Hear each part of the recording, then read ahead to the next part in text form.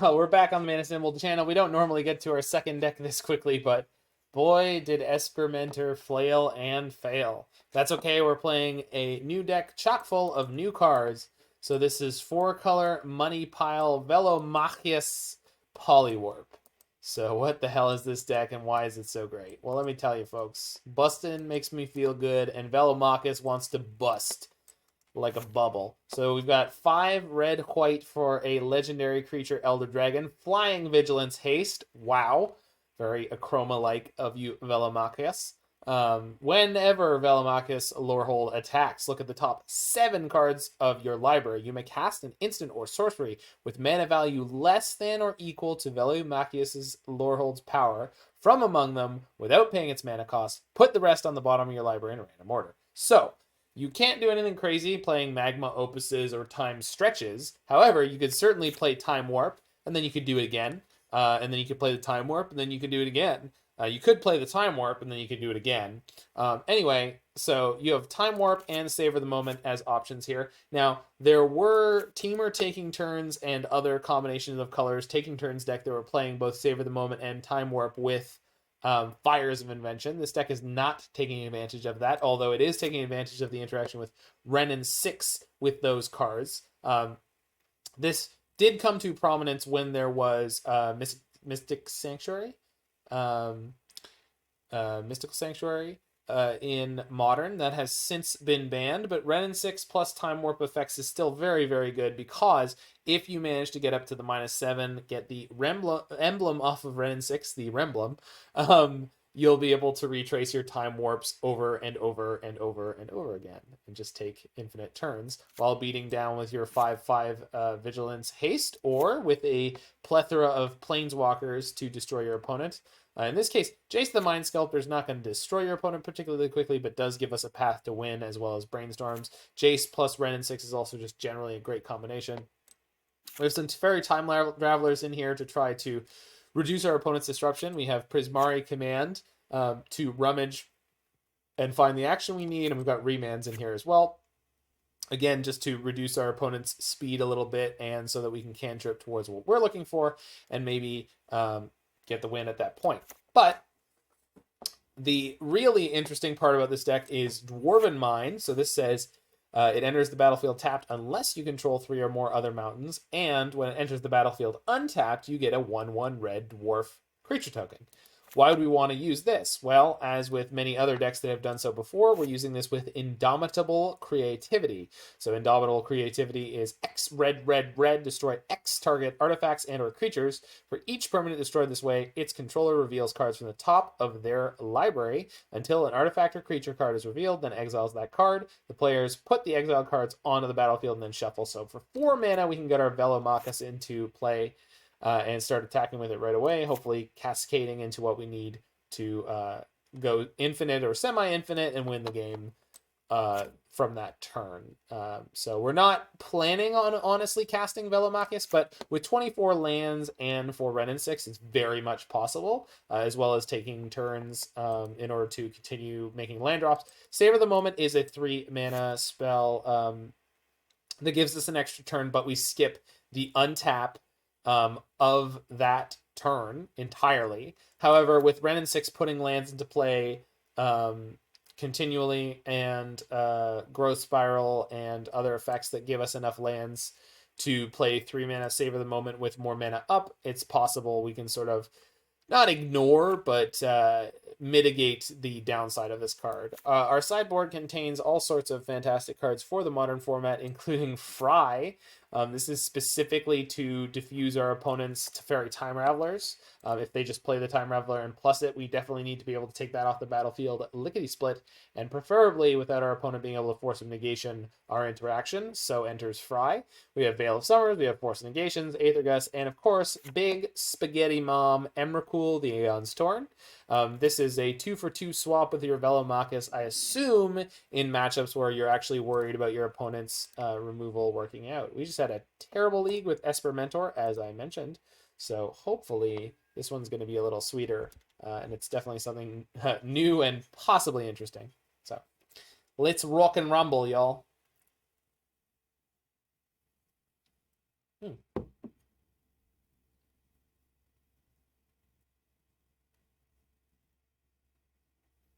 Trying some Seringer Schlossbrande.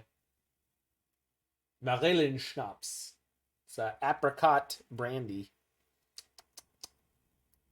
Or apricot schnapps. I don't know what they... It's not particularly sweet. It's very...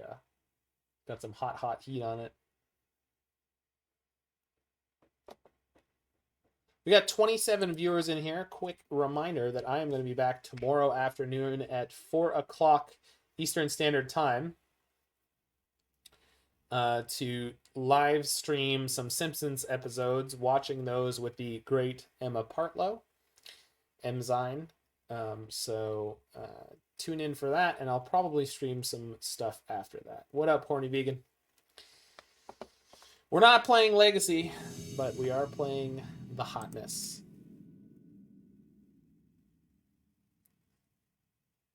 Luisa.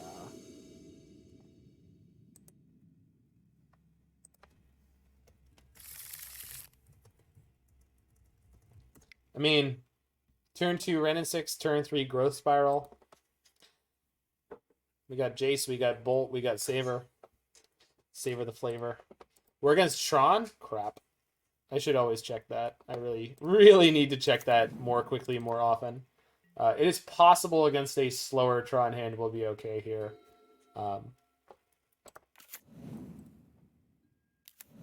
Yeah, that could be a slower Tron hand. Oh, this deck is super hot. But we've all got that one question in our mind. Who goes out on Mondays? Word. Word, girl. Word.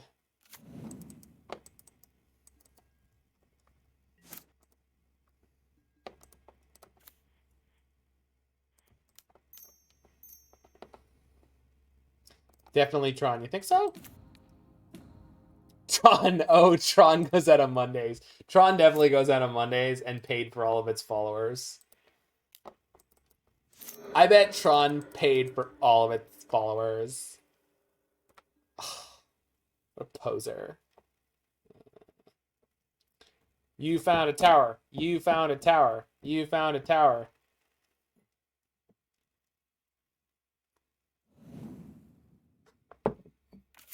To be fair, we are on the play, Vegan. We are on the play. I mean, we can get there in a hurry with this hand. I assume I am supposed to use Savor the Moment as an explorer here.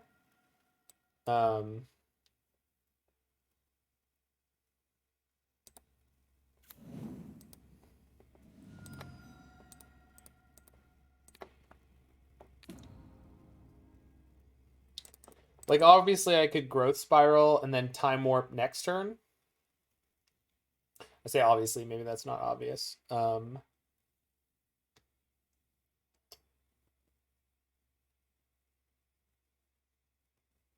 If they have Karn, they're going to exile my Wrenn and Six, I assume. So Savor the Moment and Growth Spiral are kind of the same card in this hand right now. So I guess the question is, like, which one of them do I want to cast first? I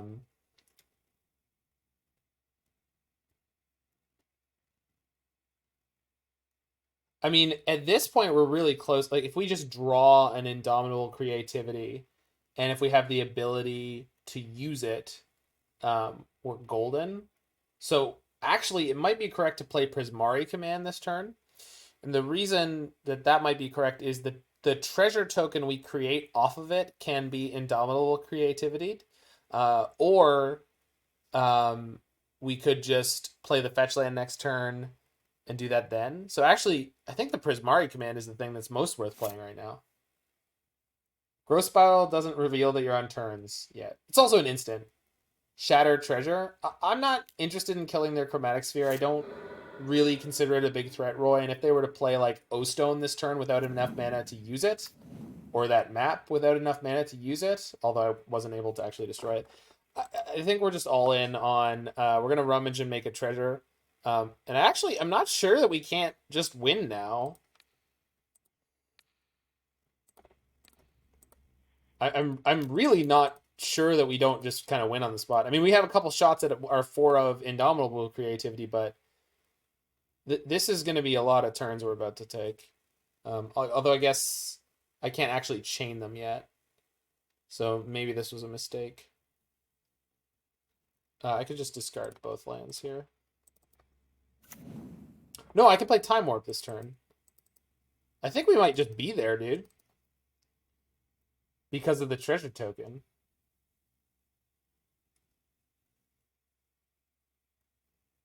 We might be on infinite turns right now. I'm not 100% sure we're not. In which case, it might have been more correct to hold on to the lands because we were just going to start having the ability to go with them. Opponent is slow rolling us with all the stops. Yeah, I think we've won. I think we need to draw another land in the next couple turns. I think because I discarded essentially the wrong cards.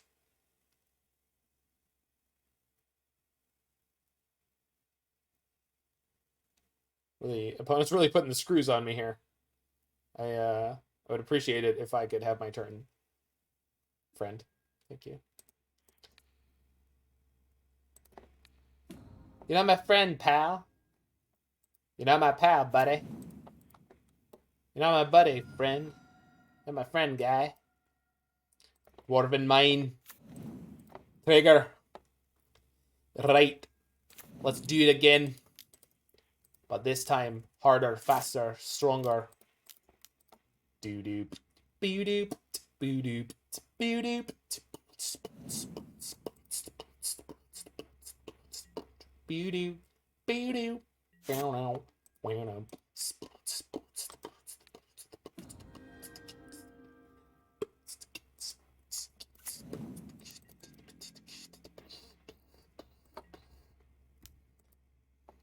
That sound? That's the sound of a dwarf biting their face in.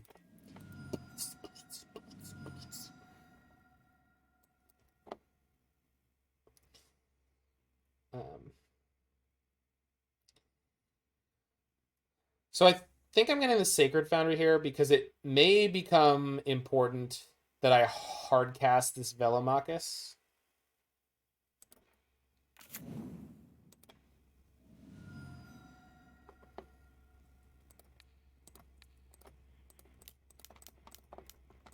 I could have gotten a second dwarf, but it's just not super relevant.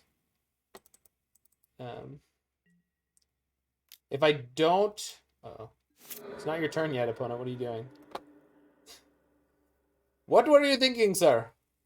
If we draw a land, we're good to go. Conceded? Fetch. Concede. Okay. Oh my god, we definitely had it there. Okay. Well, they realized we had the turns, but I don't. I'm not sure that actually means we won. Like, having infinite turns with a 1/1 is not. Like, I had to spend 5 mana per turn to do it. So I'm not sure that was. You know, it's fine. I mean, I've been there on the early concession too. This game is gonna suck.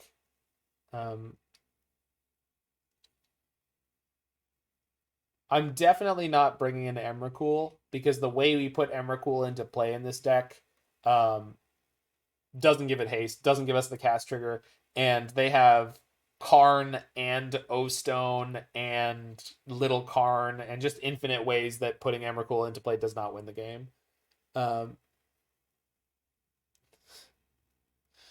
Infinite life with -1 life per turn for only 20 life is a win. Yeah, but I didn't necessarily have infinite turns, right? I had infinite casts of time warps as long as I had lands in my hand, but that wasn't necessarily ensured, right? So I'm just waxing poetic over here, I guess. Okay.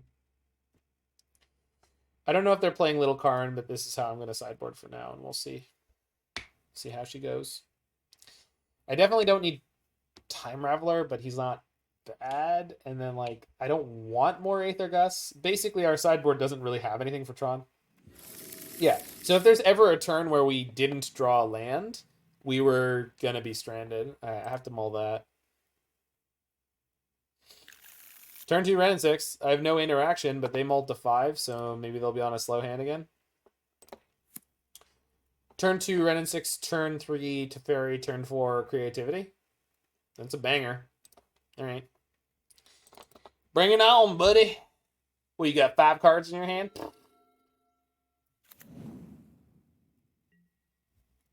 You trying to win with that? Jesus Christ. Well, I can go for the turn 3 Velomachus if I have to. If I draw the 4th land. So yeah, an interesting thing I didn't put out in the deck tech, but now that I've realized it, I just want to say it again. Prismari Command creates a treasure token, and the treasure token we can go for turn 3.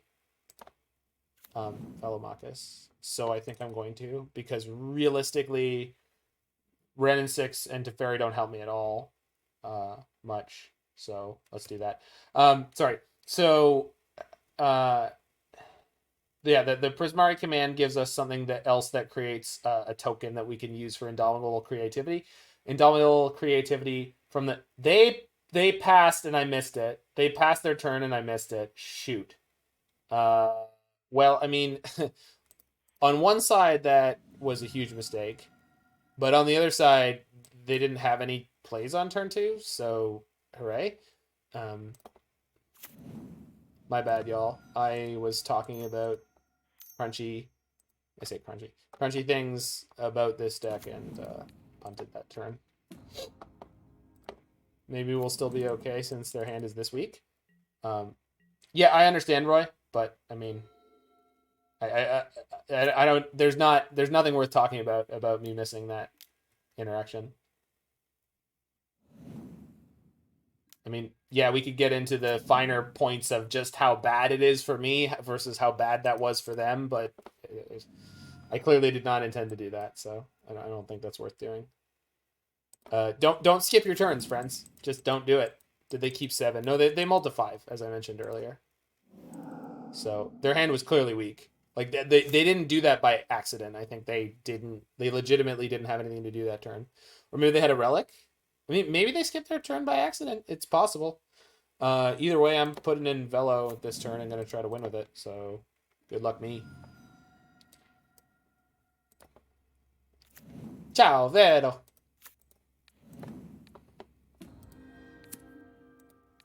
So, yeah, the interaction I'm currently doing can be done with a treasure token instead. Okay, here we go, baby. Find me a turn spell. Find me a turn spell. That none of these are turn spells. Rats. Wheel.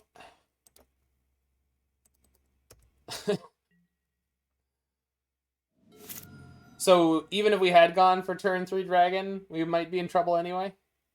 They have their Tron. At least I don't think they screwed up. Nope, they have their Tron. The question is what can they do with it? Because they didn't keep a 5. So let's see what their card is. Maybe they didn't have one. Maybe they had Wormcoil here. Karn liberated. Shoot. Yep. Well, there goes one of our dragons.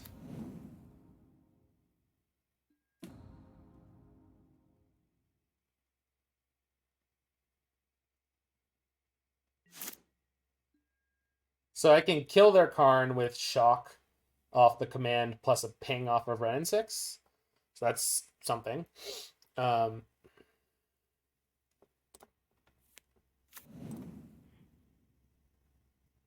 Obviously, down ticking Wrenn and Six is not my favorite here, but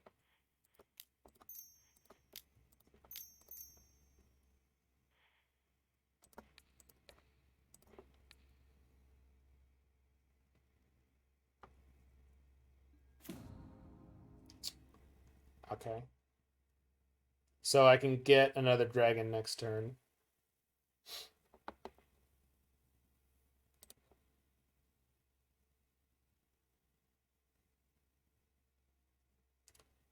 I could play a Savor the Moment this turn. It's not really worth doing. Um,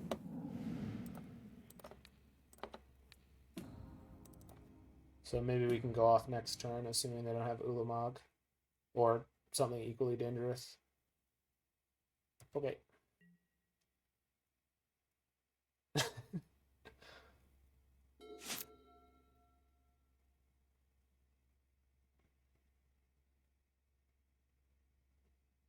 The only turn where they've missed a land drop so far was the turn where they just like did nothing.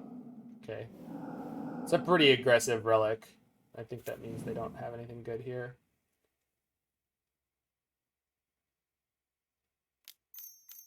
Okay.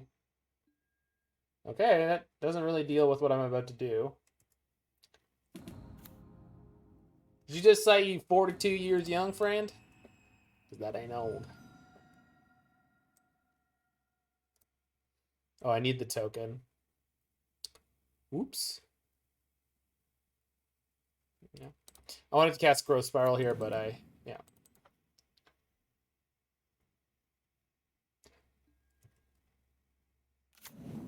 Yes, but who's number 8?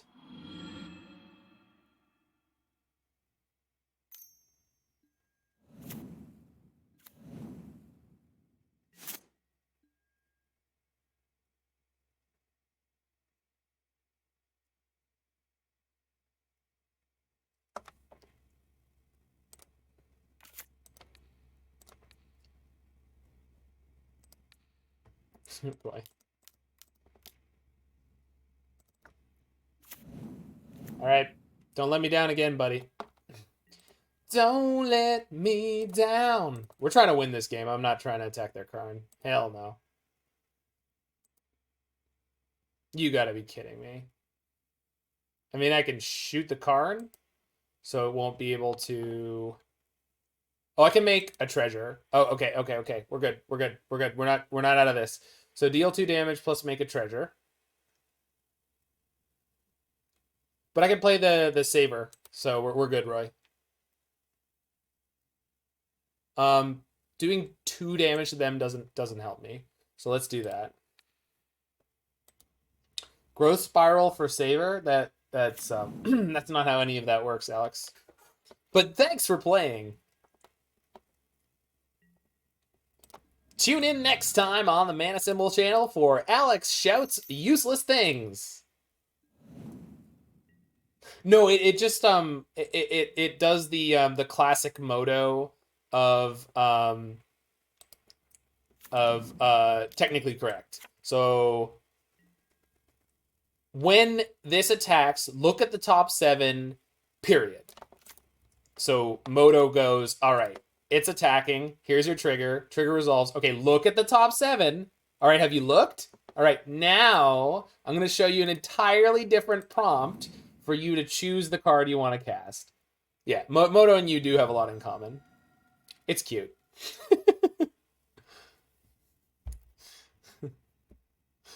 Well, but my favorite thing, Roy, is the idea of you in paper, like watching your opponent resolve that, and they like look at the top and then they play the card, and you're like, whoa. Can we please walk through that ability correctly? I want you to look at the top 7, all right? And then as a totally separate action, separated by a period, full stop. Yeah, exactly. Put those cards to the side. Forget they exist for a half second. Put them in your revealed card zone. Then look at the pile again and choose. I wouldn't do that to people who are new. New to you, though, right?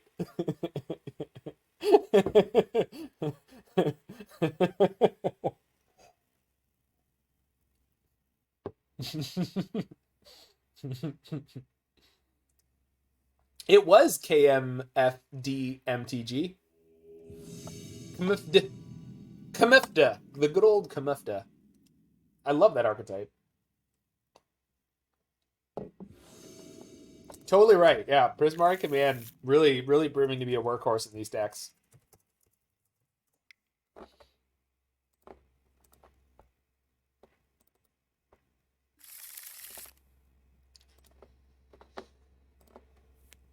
Want to put the dragon in? Yeah, I want to put the dragon in. I don't need a second dragon.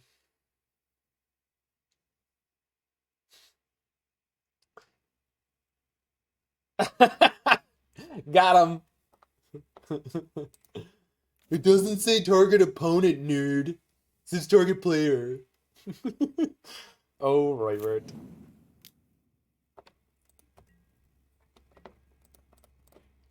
Yeah, that's the funny thing about it, Pogo Shark, is I definitely definitely already feeling that the best mode of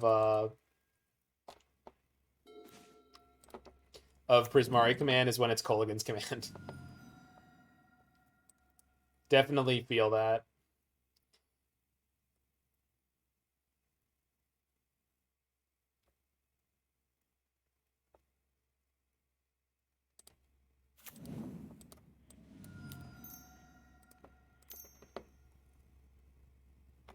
Oh, that's right. I remember that because uh-oh. I I remember that I was really busy in my match against, I think it was Soul Flare, because they had like the turn 3 like super badass gigantic Soul Flare.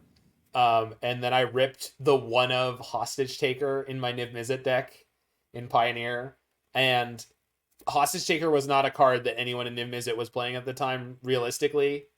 Um, yeah, I did manage to. No, I don't think I watched any part of that, Roy, because I think I was very distracted with how brutal and terrifying my match was seeming. Yeah, I love Hostage Taker. I also love that Hostage Taker is one of those cards that received like an immediate errata. I definitely saw the end of the game. I just don't remember that interaction. Skyclave. That's a little rude, but not problematic. Hey, Hands with that second sub. We got 48 people in here, and I want you all to know that if you have a Amazon Prime membership, I should have remanded that. I meant to do that. But anyway, if you have an Amazon Prime membership, you don't have to drop it off here. Just make sure you don't let Jeff Bezos keep your money for free. Because he just doesn't need it. He just doesn't need it. Yeah, I should have done that. I know, Alex. I should have done that whole interaction, and I just flat out missed it. I need blue here. I don't need the token. Jeff Bezos does not need your money, folks. I will eventually need that other mountain, but at the moment I do not. We have 28k beans. Well,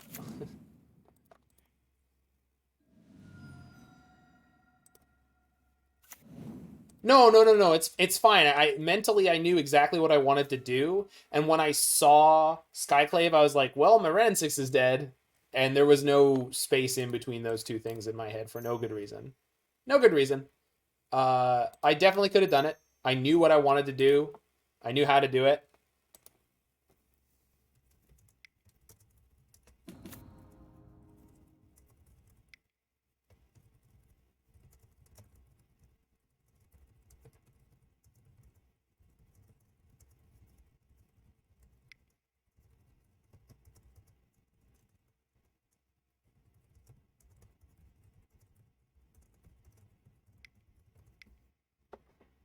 My opponent provided me with the line I should have made, and I was just explaining to them. I'm like, yep, yes, yep. I completely agree with you.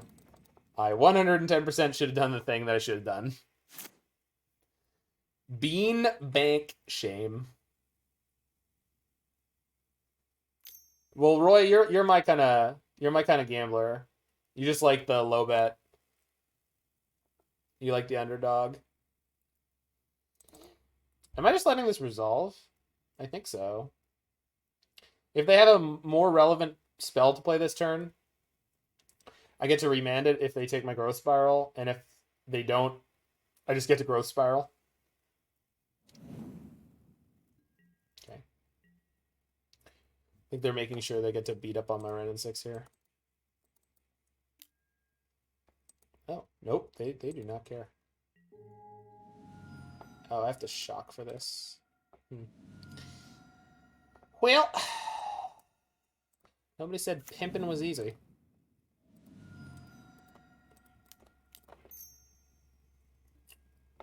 Yikes. Although that's not too bad.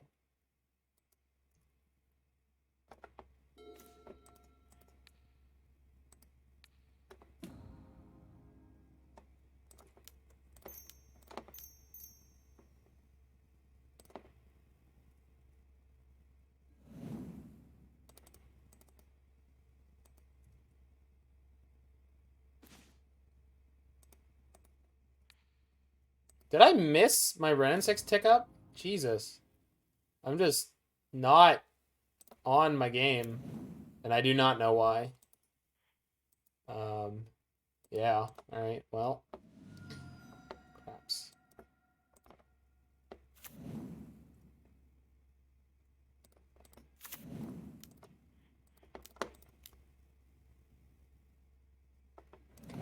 Not this time.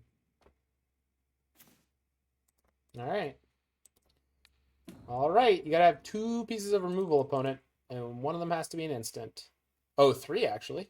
Huh. This could be good. It's all you, baby.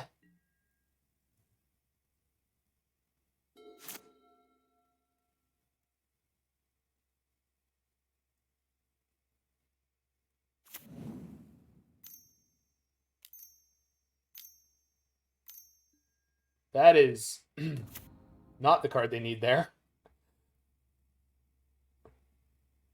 I feel like my opponent and I are playing very different matches of Magic the Gathering here. Uh-huh. Yes, and?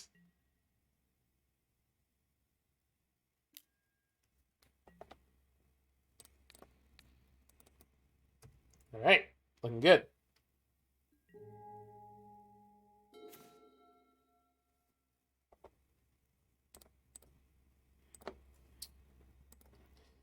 So, if I'm going to Wrenn and Six Ultimate with only Savor the Moments in my graveyard, so we can start taking extra turns. I mean, I'm definitely embleming Wrenn and Six. There's no doubt that I'm going for Wrenn and Six emblem. The problem is Savor the Moment means I don't untap. So I could do it once and then play Teferi and bounce the Skyclave. But then I don't have enough mana. I think I should just play the Teferi, bounce the Skyclave, see what happens. Because if I draw a Time Warp, we're golden. If I don't, I think it's better just to leave things as is. Because I'm going to get a 2/2. I don't care about the Teferi. The emblem, I just don't think they ever have a way to remove it. So, like, I could take 1 extra turn here. But I think just having infinite spells out of my graveyard is what I want right now. Bolt the Skyclave? No, I'm okay to bounce the Skyclave. If they replay the Skyclave, I just remand it. Like, I have infinite remands, too. And I have a growth spiral. Like, we're good here. I think I just pass the turn and just play the game slowly. I have 4 lands in my hands that become any spells. I've got 2 ways to get dwarves. I think we're good. Double bolt the walker. Yeah, that may have been worth doing. I can always double bolt the walker in response to them plussing it. I don't.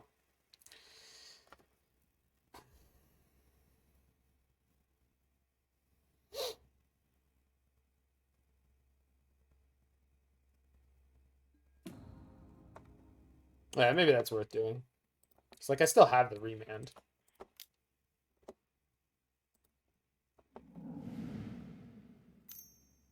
What?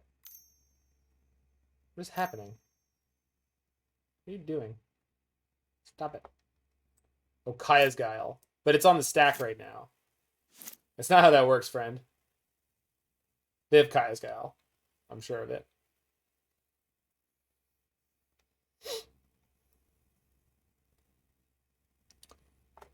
Yay, retrace.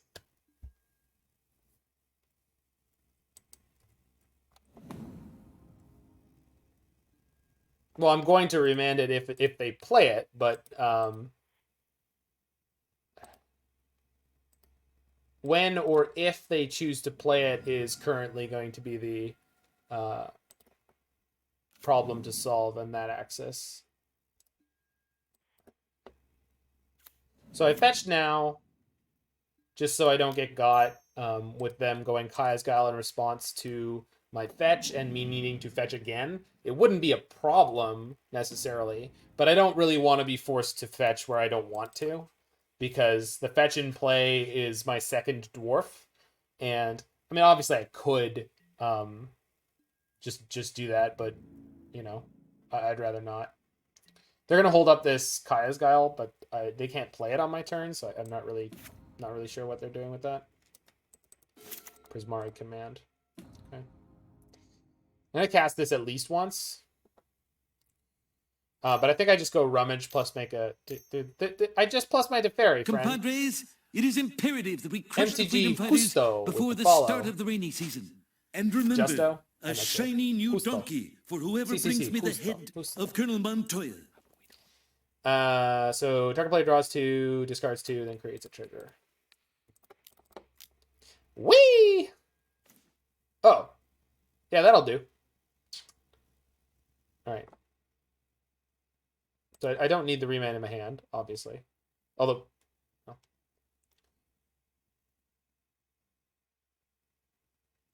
And then...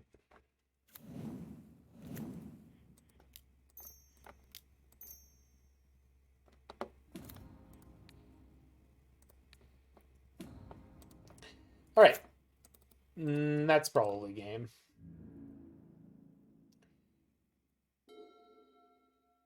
So I have double Remand. Do we even care about anything else apart from lands at this point? Not really. No.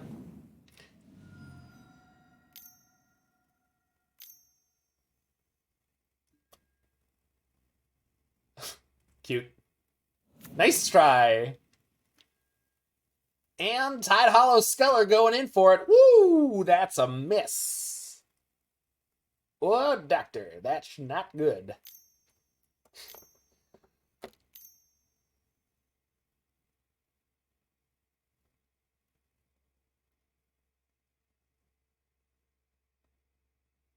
Beat dee dee dee.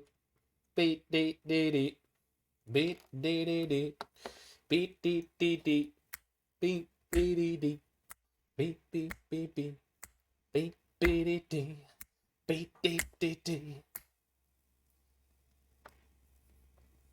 Cast the guile that is Kaya's. Man, I was up like a semitone. Cast. There we go. Cast the guile that is Kaya's. I'm gonna discard a land.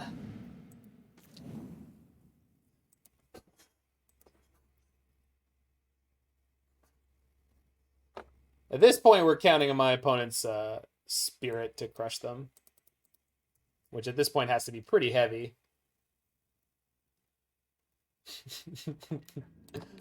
Are you feeling weak out there, Alex? With the CIA having you push some pencils, you know? There we go. That's it. That's game.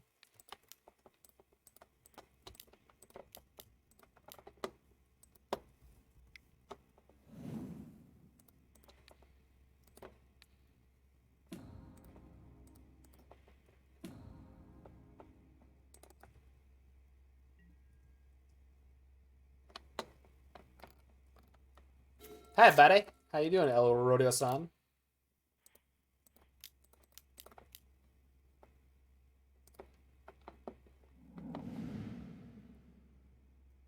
Whee! So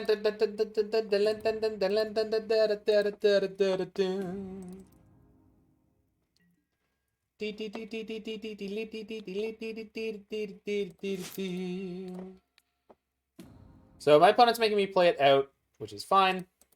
I'm gonna put a second dwarf into play.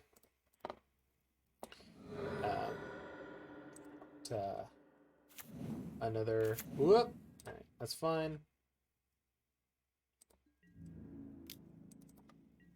I have not yet time warped this turn, but I do have what 15 damage in my hands. So next turn they're dead. Let's go time warp.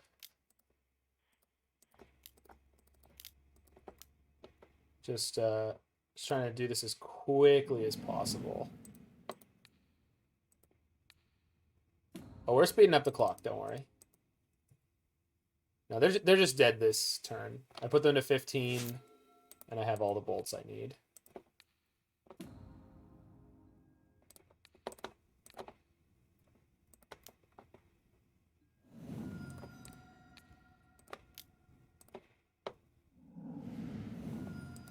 I wish my graveyard would stop moving, but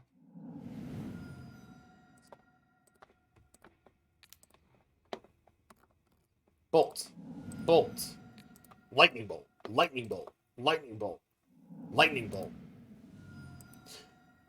lightning bolt. It's that Xbox game. Anyone remember? Magic. This is not a brew. This was in the 5-0 dump. Crazy horse of cards. Crazy horse of cards. This was in the 5-0 dump.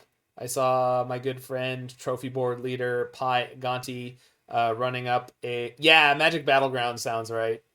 So they're on black-white. It was kind of fun, and it was just like, if you were a Magic player, it was kind of cute too, because it was like, oh, this game is not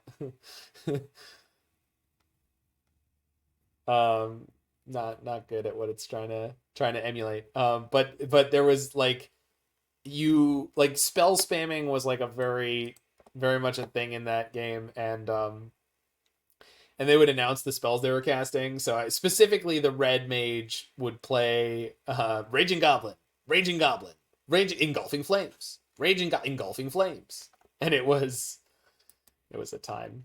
It was a time.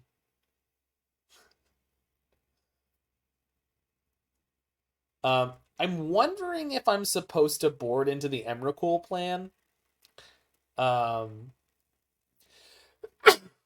With the idea being that they have removal that can remove Velomachus. They didn't see it that game, but I'm assuming they can infer that I'm playing it. I'm not sure, so I'm not gonna go for it this game, but it's food for thought. I'm gonna keep the Time Ravelers, I think. But I think I'll cut one Jace. Or, yeah.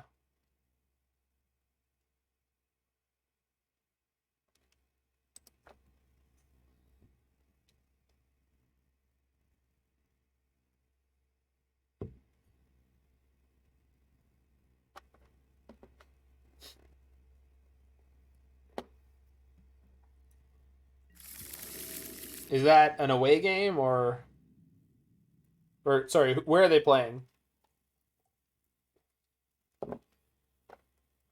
Because if it's Ottawa, I blame you.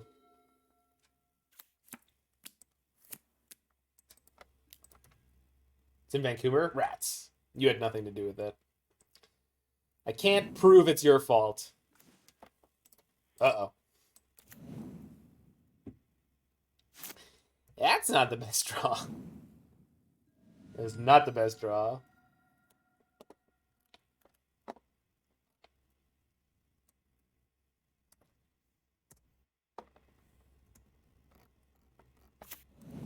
Yeah, Sculptor will be no fun here. Yep, there he is. You all know him. You all love him. It's the Tide Hollow Sculptor. Free. Brown Sculptor looks yucky. I love the Brown Sculptor. I love the Brown Sculptor. I know, well, I mean, they don't have to take the bolt, but yes, it makes the most sense for them to take the bolt. I agree. I agree with them taking the bolt. Bob. Bad. All right. So, Wrenn and Six is actually a really mediocre draw on this board because they have the Bob and the Sculptor, so they have 4 power or Or I kill the Bob, but then they end up with enough power to still go through. Second Sculler. Yikes. Well, we're up against it now.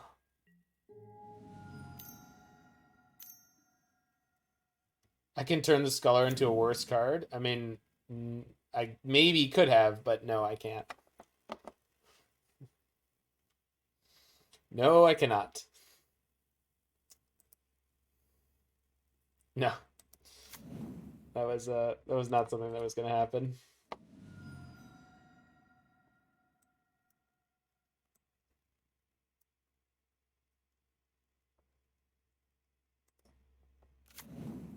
All right, deck. We need a good one here. Good enough. That's actually really freaking good. Holy crap.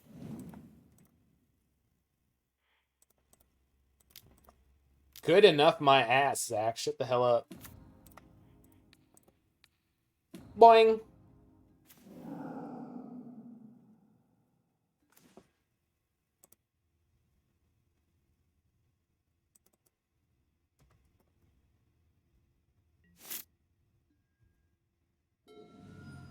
Kaya. Yeah, interesting.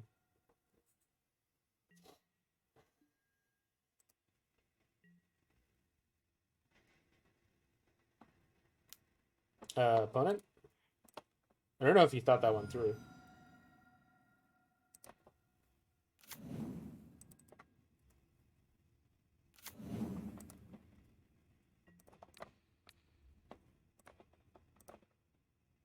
Come on. Come on!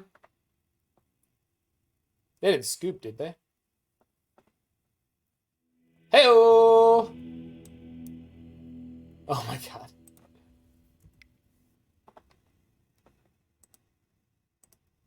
Woo! So we're gonna go draw that for turn, then Time Warp, draw Stomping Grounds, Time Warp, draw Veil of Summer. Teferi would be on, what, 3, 4? But we'd also have 4, 5, 6 mana. Almost. Almost hard casting Velomachus. But if after the second Time Warp or Savor, I can bounce the Creativity and then turn my next Dwarf into the other Velomachus. Was the scoop necessary? No, but I mean, when you get trashed in the game one and you make your opponent play it out, and then you go to that game two, and then you can't find your third land, and you have all disruption in the world, and then your opponent knocks over your house of cards. I mean, I get it. Was it necessary? No. Was it satisfactory? Yes. They deserve to be able to concede there without me questioning it. I get it. I'm with you, friend. That has been most of my last week, has been being on the receiving end of this kind of stuff.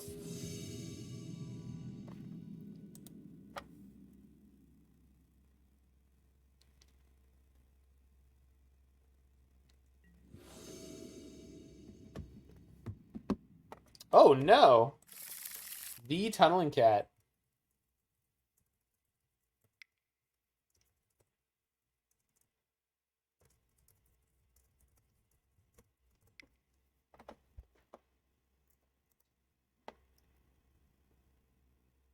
All right. Good hand against Tron. E-Tron, yeah. Sorry. Good hand against E-Tron, yeah. Oh yeah, this is definitely not going to be a terrible matchup. It just depends on how insane her hands are. She kept to 7, so definitely not feeling good off the bat, but yep.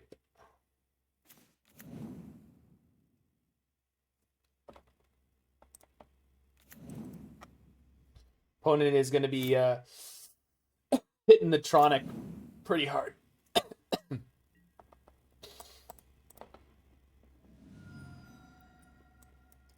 20 green here.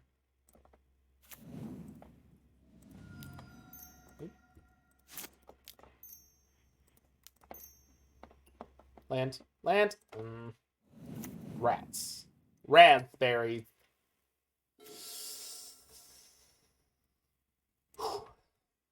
Alright. Well, I couldn't find my third land, so let's just hope the E-Tron player also can't find their third land. Damn. They found it. Cavern? That's a yikes. Oh. Wait, what? What? You... I'm so mad. I'm so mad. I'm so mad. I probably think this song is about me. I can't play anything with this hand. You suck! We have outs.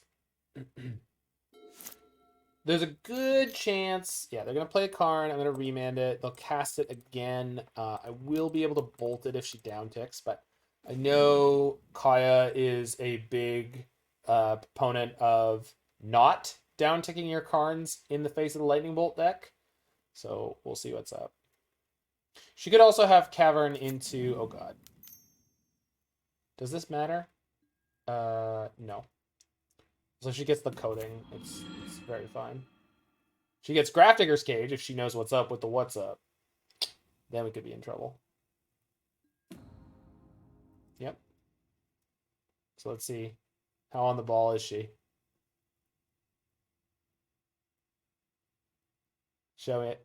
Show me it. I know you're this good. I know you're this good. I know you are. You got the Grafdigger's Cage. I know it's in there. You just got to go get it.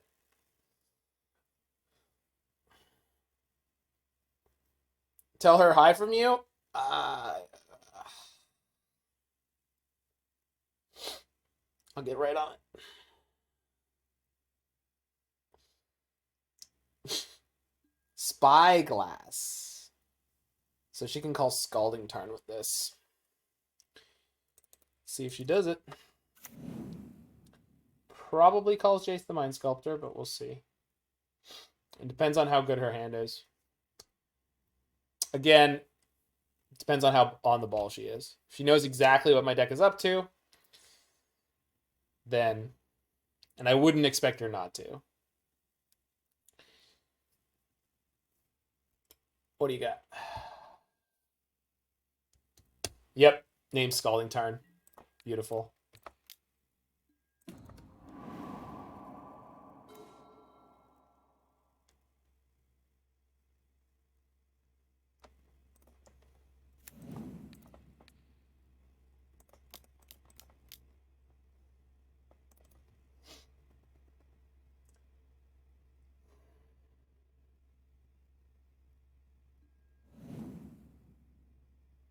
Puts Ballista onto the battlefield. Boom! Alright, she's got 6 cards in hand. We're probably screwed here. But if we're not... Yep.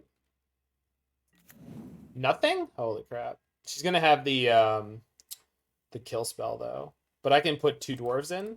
So she's got to have 2 removal spells. It's a good chance she has them, but...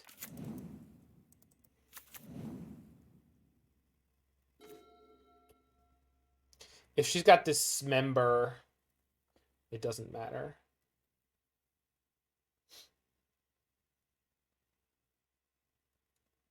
Is it worth time warping before I do this? Not really. Is it worth playing Jace instead? Not really. I think I'm just going to gamble on her not having the double removal. Can you... Time warp? Yeah, I can time warp, but it means I don't have the second dwarf. So realistically, it doesn't solve my problem. She's got 5 cards in hand. She didn't do anything, so I'm assuming she's got at least 1 piece of removal. I have no idea what the other cards could be, but...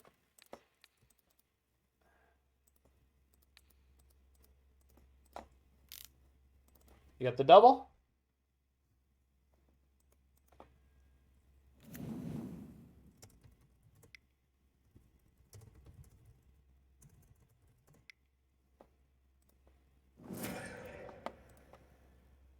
Dismember. Yep.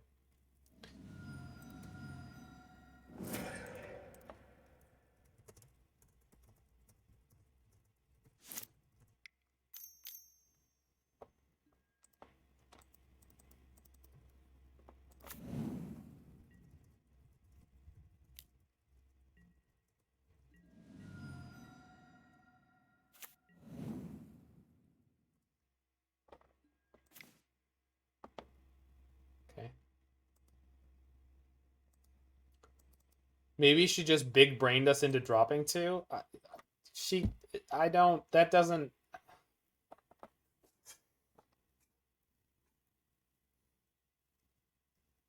It's possible. It's absolutely possible. You're not making things up.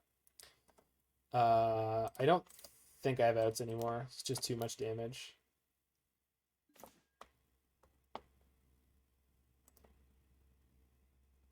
No.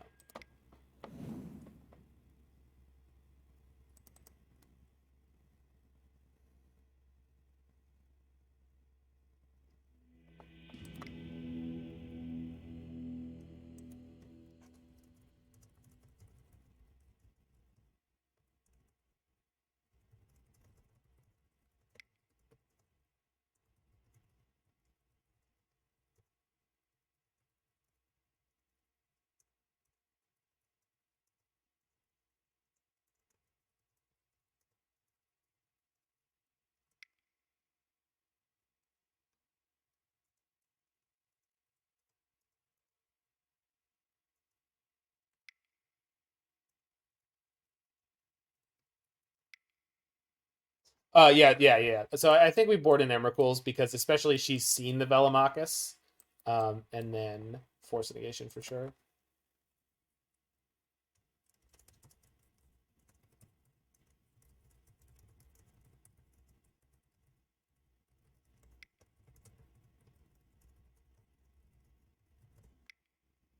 All right. So cut a bolt and a.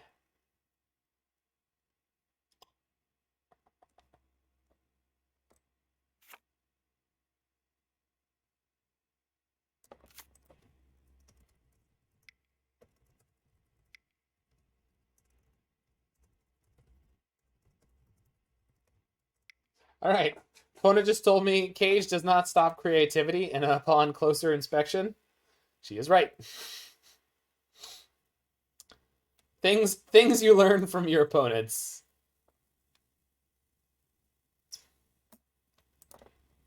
Yeah, I think we board in Emrakul in this kind of matchup where they are likely to be ready to remove the dragon.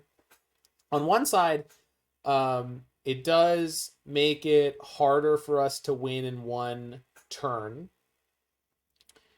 But on the flip side, split the 2. Then if I draw 1, I don't have a lot of control. I have played against a player who was playing this deck, and they did put Emrakul and Velomachus into play in the same turn, with the Indomitable. They just got lucky and flipped one of each. I don't know if that's right or wrong. I like if they have a bridge, then this. Well, if they have a bridge, either one sucks. This gives them time to get the bridge, so maybe this is the wrong choice. No, I also don't like. I don't know. Maybe this is obviously stupid, and the way that I'm reading the deck is just wrong, right? I don't think so because I did it, but jeez. Okay, well we're playing Wrenn and Six. There we go.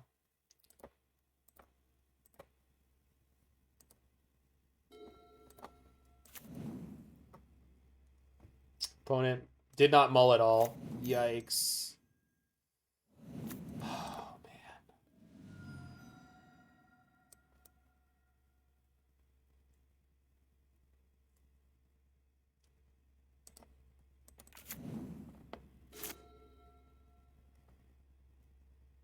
I mean, it's about as good as it gets considering where I started.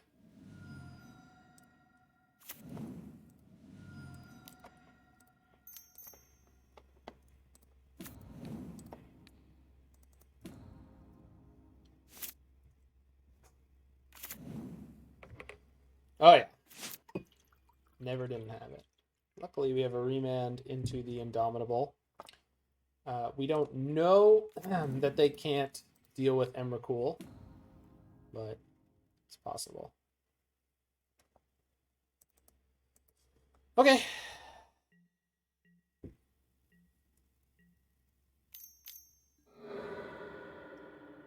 I mean, Etron does not need to mull to have good games, so TKS. Okay, that does make me happy. Not too happy, but happy.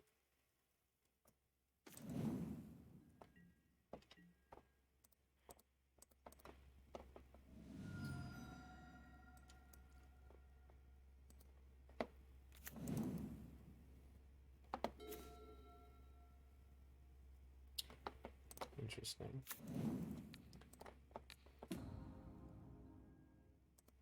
Putting Mom into play this turn actually doesn't affect my Wrenn and Six at all. So we might be able to squeeze her here in that she has to have an answer for both. Unless she's just got the removal again. She kept a 7, so it's pretty likely. Damn it. Unreal. Yep.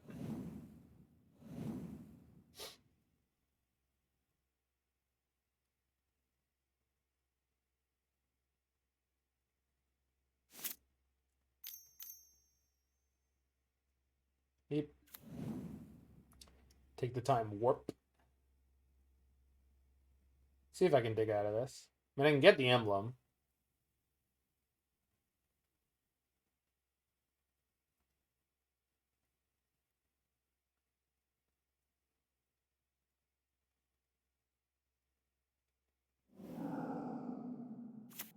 Scavenger grounds. Yikes. I mean, if they want to pop it, I'll make them do it now. Wait, they left the time warp, I see. I don't see. What did they... What? They took the... No, sorry, that's revealed. They took the lightning bolt. But you... I'm confused. You didn't make a mistake, did you? They were worried about bolt ping? Alright, I guess so.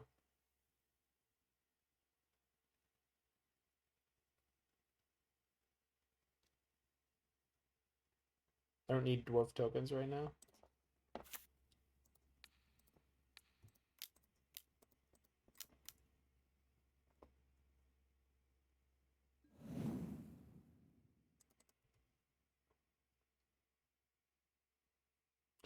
What?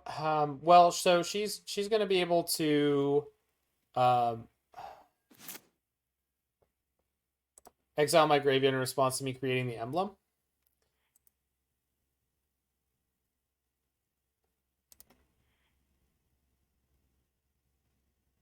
Which means I have to savor the moment for my next turn. Yeah, there it is.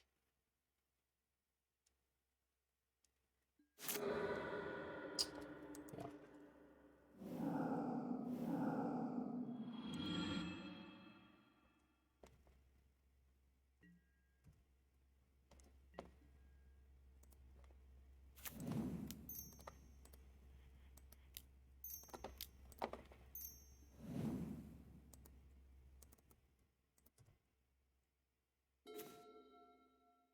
All right, I'll stick this. Yeah, that's fine. Okay, here go. I have a Wrenn and Six emblem. Schwen just followed you on Twitter. You should probably start spelling his name less horrifically wrong.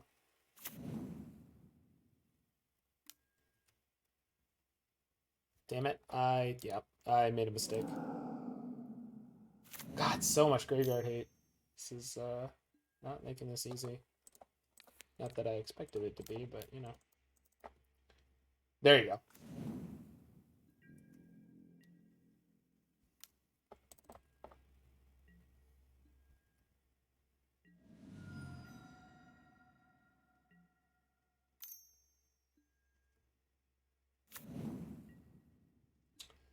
We got the relic.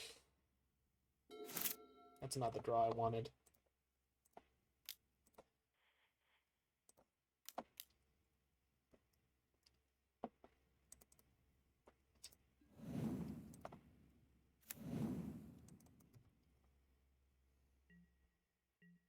Schwen might have been a pro player. He is. What are you talking about?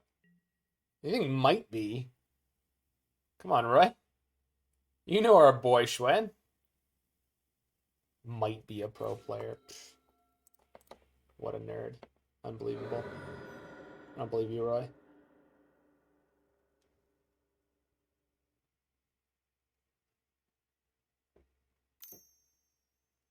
What is happening here?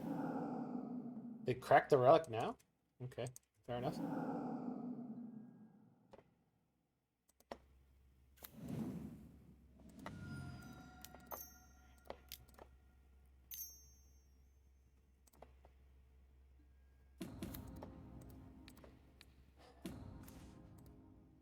Oh, that's awesome. Their Thought-Knot Seer can grab the Emrakul. We have another one. I'm just not thrilled about losing one like that. I mean, I assume they're going to take the growth spiral, so obviously it's not relevant, but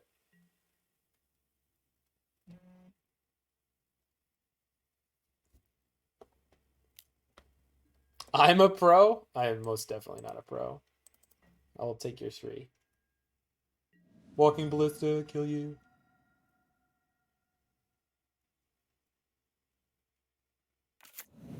$10 mana. Good lord. TKS. Yeah. They're going to have TKS into Ballista if they want.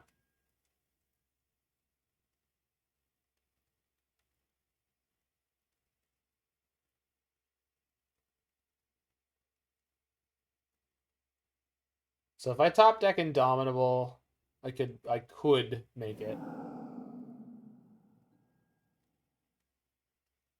They're killing their own Reshaper, so they're actually kind of scared. Mine. Okay. 8 mana for Eldrazi or 7 mana for other.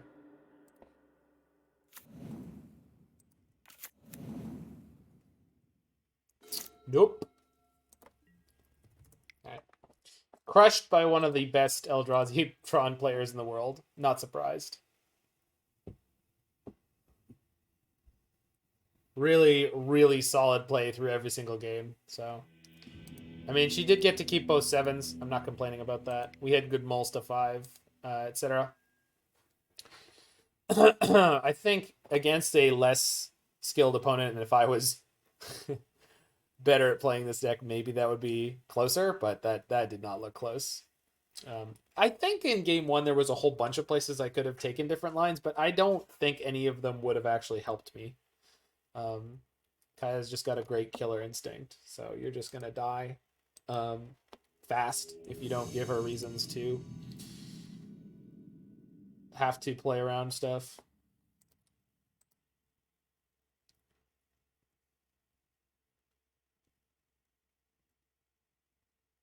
Playing Cellular Genocide. Good lord.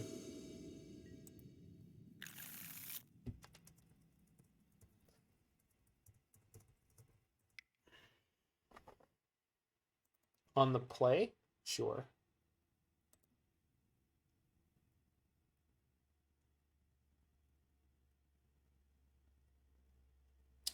So I don't have a fetch land to turn into a dwarf right now. And I'm saying that because I want to cast this growth spiral on turn 2. I mean, so unless I literally draw one of the, 2 Stomping Grounds in this deck, or the 1 island, that wouldn't be happening. So just play the Wooded Foothills on 1, fetch Ketria Triome, that gets my green, and I have blue and white covered.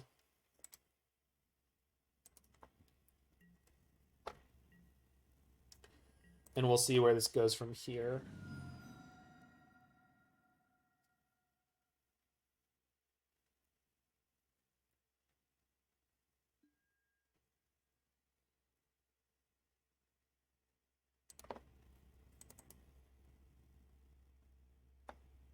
Hello.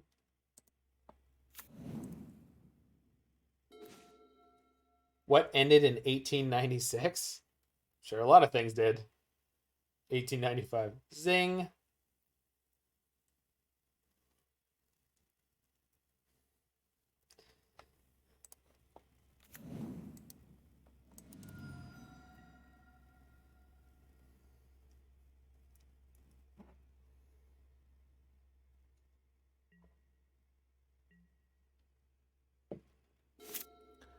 I wanted to say formal Jim Crow laws, but y'all beat me to it.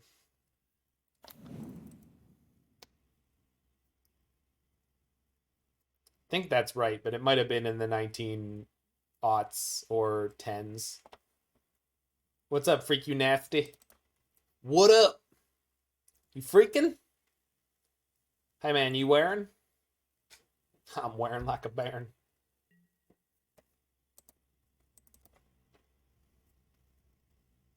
I don't think it's your list, but you may have been the first person to popularize it. I'm not sure, buddy. I don't know. I don't think yours was the name associated with the 5-0 that I got this from, but that doesn't mean it's not your list. Yeah, if you check that and all the cards are exactly what you play, then yeah, could be.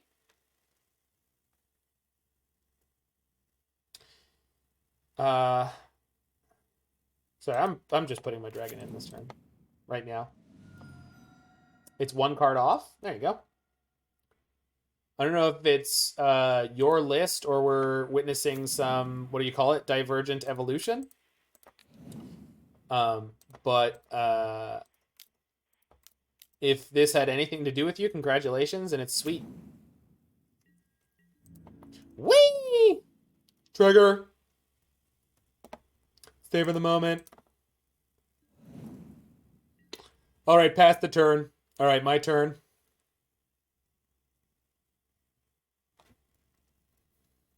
Remember, friends, it's very important to be obnoxious. It's very important to be obnoxious when playing combo decks. You gotta make everyone hate combo. That's the dream.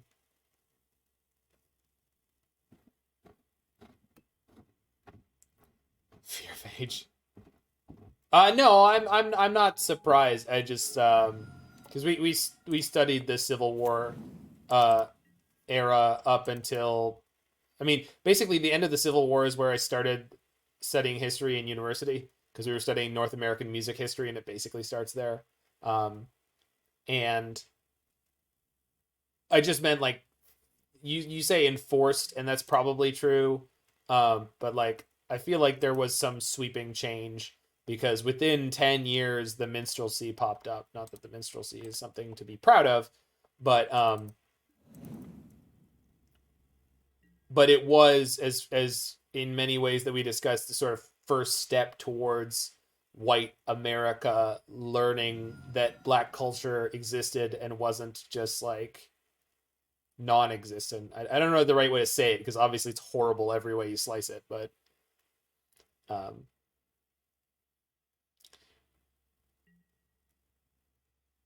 laughing at things that people do is a step of humanity higher than fully treating people like animals. So that was the argument. All right, we got the game. Turn, baby, turn.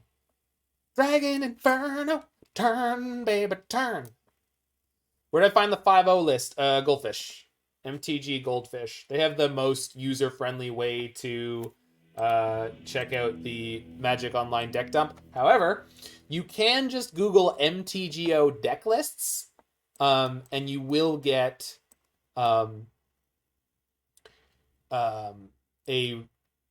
within a click or two, you will basically be where you need to be. I completely agree with you, Fearphage. That's why I was trying to be careful about the way I was phrasing it, because it's like, it's not none of it is good. I suppose when and if you decide to board in Breach Mama, you kind of have more spots to play with, because Savor the Moment is really not good in this deck unless you're casting it off the dragon. So without the dragon, you actually have a lot more room to change up the density of your cards, and you could play your full boat of Aether Gust or Aether Gust and Teferis like this. And I think Emrakul just is going to flat out beat Jun Shadow, if that's what I was against. And realistically, I don't think they're... I mean, unless they're on the white build, they're not going to have the Kaya's Guiles, but they didn't see anything in that game that I think would make them want to attack my graveyard or want Edict effects. I'm going to keep this hand because we really only need to draw the creativity for this to be insane. Oh, no problem, Freak. I mean, it took me a couple games to get here. It's not like I figured that out right away. I didn't even figure out right away when I was reading the deck list that Prismari Command makes a treasure token that you can creativity. Like, that just didn't cross my mind right away because I hadn't played with Indomitable Creativity much before. But it makes the Prismari Commands more advantageous in this deck than it is in other variations. So realistically, this deck could be as few colors as blue-red, but this specific list wants to use Wrenn and Six, be able to play the part of a turns deck, splash into white for Teferi, but also, as long as you're doing that, you are able to cast Velomachus, and because you're playing Wrenn and Six already, you're going to have the mana for Velomachus. So that much of it, like, all kind of clicks together really nicely. I think you could, like, clean this up into, like, a Blue Moon style list, but I don't think it would actually be all that much better. Although the combo speed would be very high still to get to the creativity for Velomachus or Emrakul. But obviously, this particular awesomeness that is this deck is the turns shell having a quick combo kill like we just did last game. Croxa. Yeah, it's fine.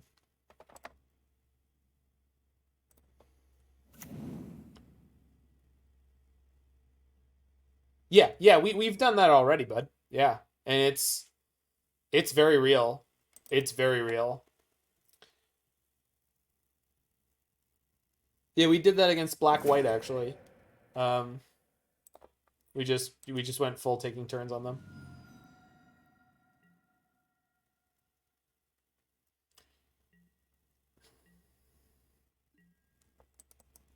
Me? Come on, Freak. I'm nobody. Wait until next week when Spike's not on vacation. And by vacation, I mean the weekend. This is going to be popping off, dude. Everyone's going to be playing this thing. Ultimatum's too greedy. Which ultimatum and why do you want to cast it and where? I'm assuming you don't mean Emergent Ultimatum because that needs you to get 3 monocolored cards. The Temur Ultimatum is, in my opinion, not the right power level for anything like this because you don't control what you get, and that really oh my. I mean, we have enough lands for that to actually not be a big problem at all, but I just wasn't expecting it. Problem in the passive turns is the extra turn spell is basically explore for 0 if you have no win condition. Well, I mean, walkers were like kind of fixed that, but I agree with you. Totally. If your opponent's able to take your board apart to any appreciable level... do I have to shock this? I'm going to shock this. Then, yeah, you end up stranded, right? And you're just playing these 5 mana and 3 mana... Well, Savor the Moment is a really bad... Savor the Moment is just generally not a good enough card. But it is with either Fires of Invention or other ways to play it for free. Yeah, exactly. So this deck really is able to squeeze opponents with like a good sort of mid-range combo shell with an early combo shell that's in there too. Like, that's just sweet. Probably going on the bottom. I guess I could have saved this for when they bring the Croxa back out of their graveyard. At the moment, I'm just kind of looking... Oh, are they on Classic Jund? Or did they turn off their Luris? They're on Classic Jund. I'm an idiot. We won that last game too quickly. There we go.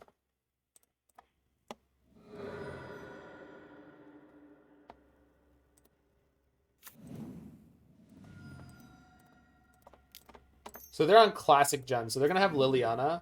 So Emrakul was not a good choice. At least not without being able to insulate it with an extra dwarf token. And we can do that, but I need to set up for it basically now. which is fine. It's not a problem. I'm just glad that I realized this here, not later.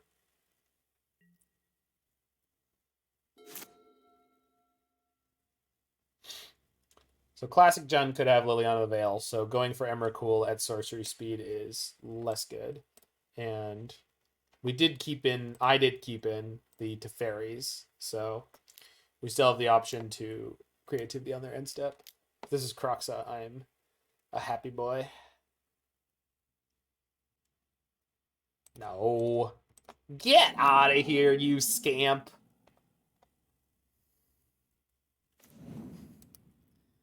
Get that out of my face. Nobody wants to see that.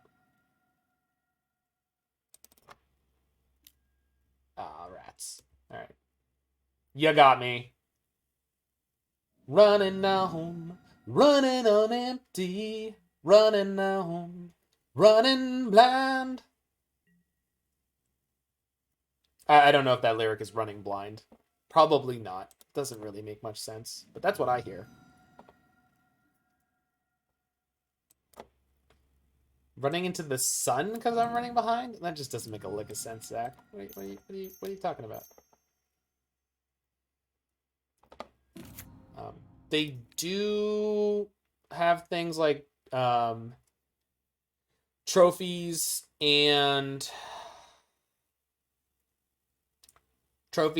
abrupt decays, etc. They also have Wrenn and Six and Lightning Bolt.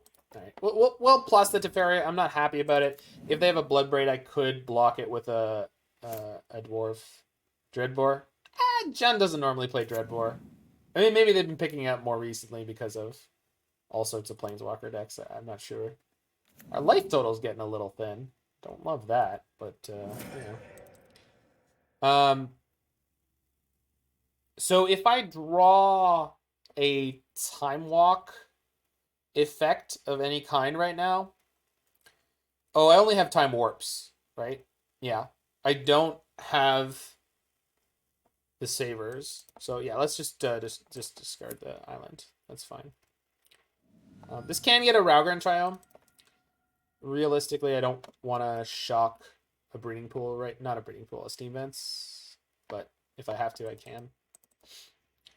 Pretty Kroxa? Yeah. That's a quality emote. Gib. Alright.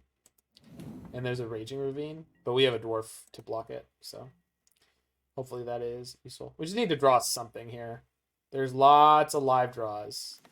That's not necessarily one of them, but that's also not necessarily not one of them. That's not necessarily one of them, but that's also not necessarily not one of them.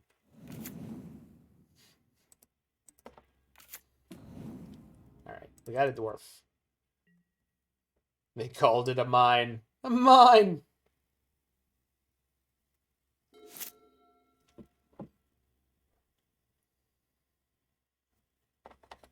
Those are great emotes. Is this character dressed as a piece of bread?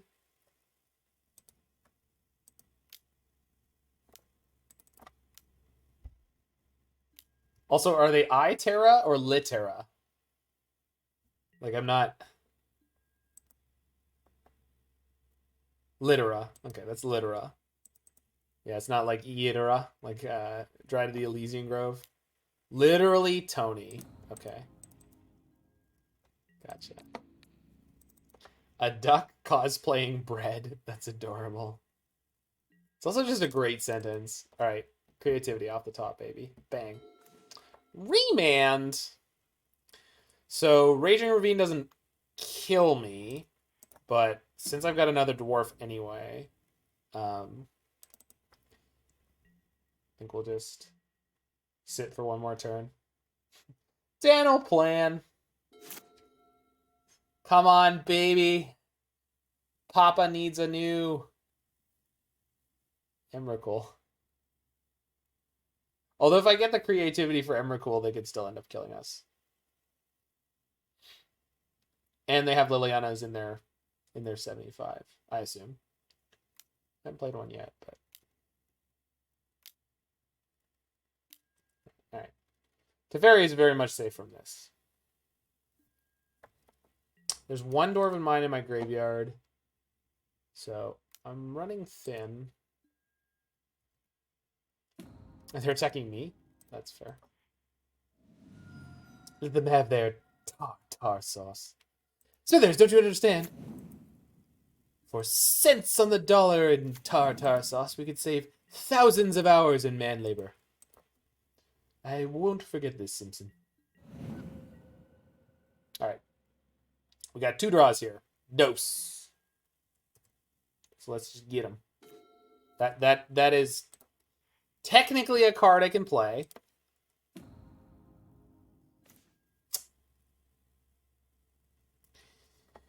Okay. I guess we're doing this now.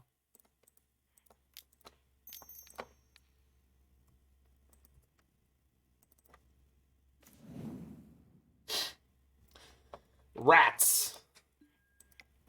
They got me. I guess technically I had another dwarf. But I feel like they earned it.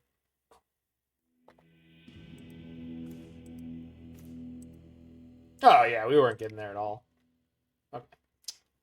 Okay.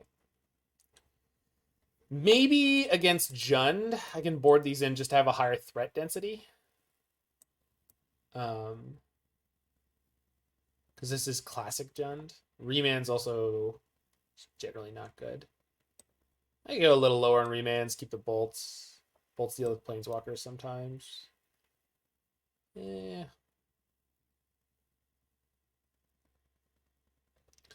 Definitely don't want those.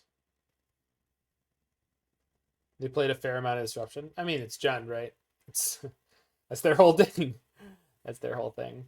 That's the whole thing.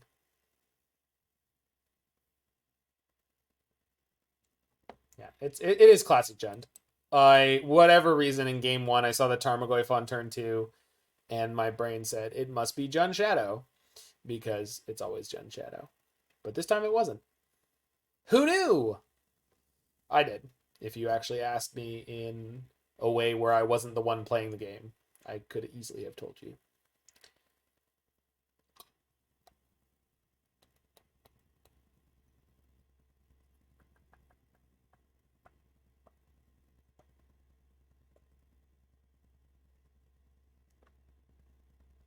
Yeah.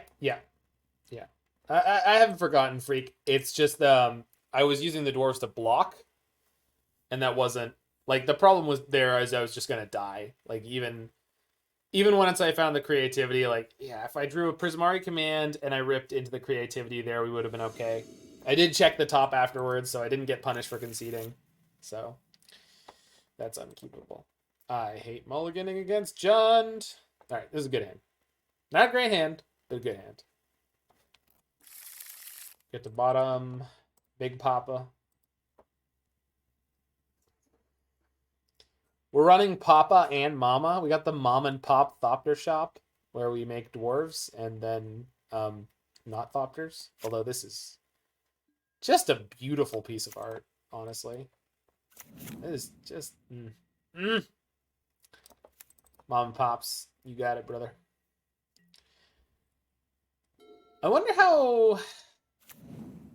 There's no fetch lands in Pioneer, but I wonder if there's a way to make Prismari Command, Indomitable Creativity, Velomachus deck. I bet there is.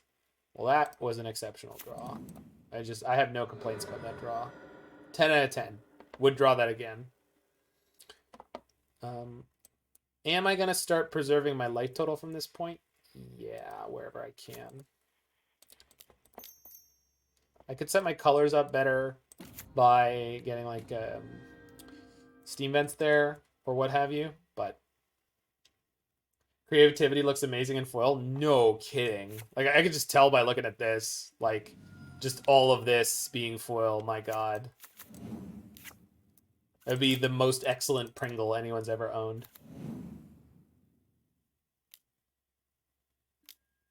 That is lackluster. I think I'm discarding Time Warp here.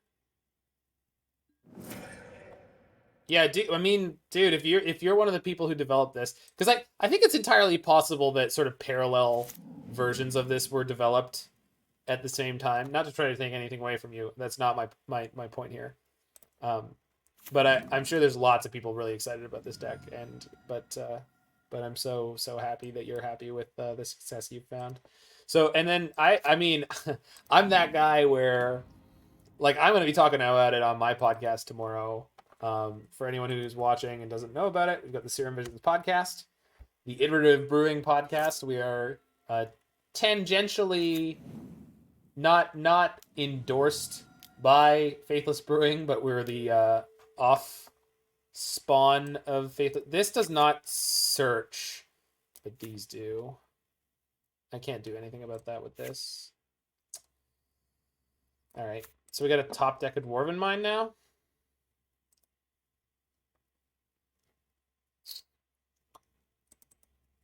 Or Lightning Bolt. How many did I leave in? 3? 2. And I didn't bring in Fry. Was not expecting Ashiok. Although they didn't mill themselves with it, so... But they probably will next turn. But whatever. Yeah, that's not what I wanted to draw.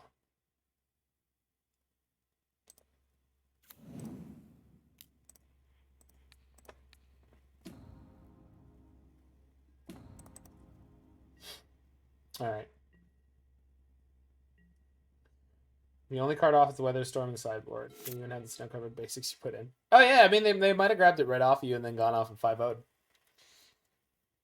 Who can say? But, I mean, this is a pretty specific list. I think you can take probably full credit for it. And if you find the person who 5-0'd, I'm sure you can get them to say it was you. Not that it matters too much, but if it does. Oh, you also 5-0'd on Thursday. But theirs was the one that got posted, I guess, is the... Yeah, it doesn't matter. Doesn't matter. Congratulations, friend. Let's not get bogged down in all this nonsense. You should be proud that your development is kicking ass.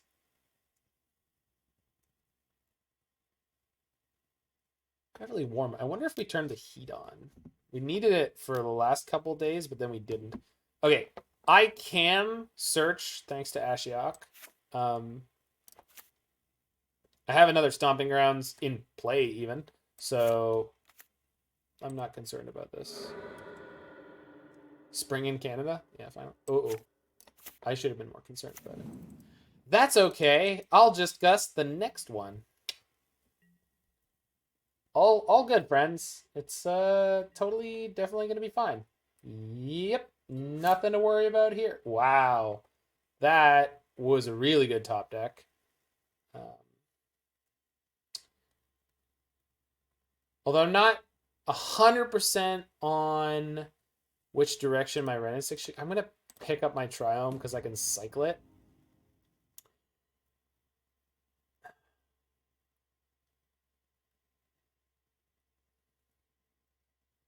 Because I could just straight up cast Velomachus in a couple turns. Although my fetch lands are off, so that really doesn't. They have Surgical? No, doesn't look like it.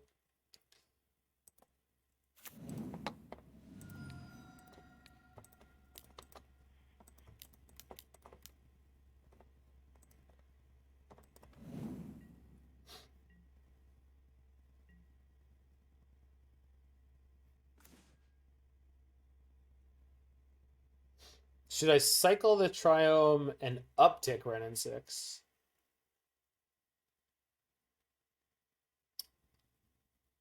Because killing this Ashiok is not really tenable with Wrenn and Six yet. I think so.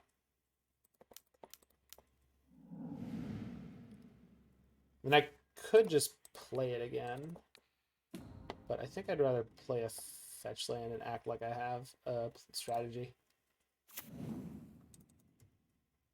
Don't do nothing, opponent. I'm going to wreck you up. There's nothing you can do, so don't do it. Don't do it.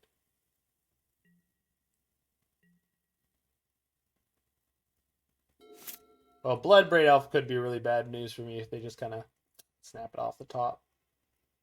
But they're missing... Nope. Not missing nothing no more. Oh, yeah. All right, what do you got? Brutality. Well, Wrenn and Six is not ulting anymore. But maybe we find the Lightning Bolt. I mean, I ain't mad about that one. I guess I could have just gusted the Bloodbraid and let that resolve. I don't know why I didn't. Yeah, just bad, I suppose. Oh well. Guess I'm locked in on my other strategy now. Still can gust? I really can't, Hands. I want to believe you, but my Tommy gun don't.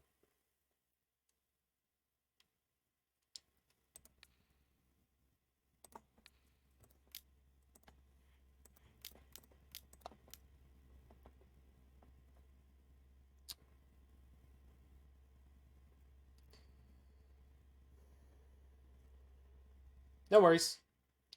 No worries, friend. No worries.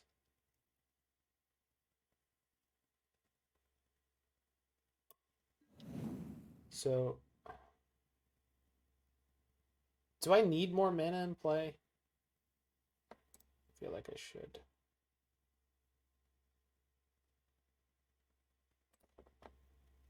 I'm only going to ping Ashiok once here because I could pick up the bolt off of either this or the growth spiral. I know I don't have that many, but let's pretend. Okay.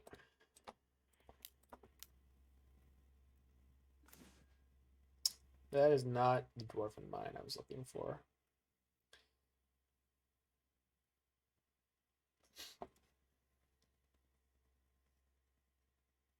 I'm going to shock the steam vents? I do not. Put Ashiok to 2? Is it worth doing at all? Not really. I don't have the mana to cast Veil now. What? What? I don't... Okay. I'm not... Oh, Vel. Oh, I have the mana to cast Mount. Sorry. I was focused on all the terrible things that have been happening. You are correct. Yeah. All right. So we're losing the Wrenn and Six, but we're at a reasonable life total. I have an Aether Gust. I have a Veil of Summer. So we got time. Time's what we need, but time's what we don't get. Actually, we do.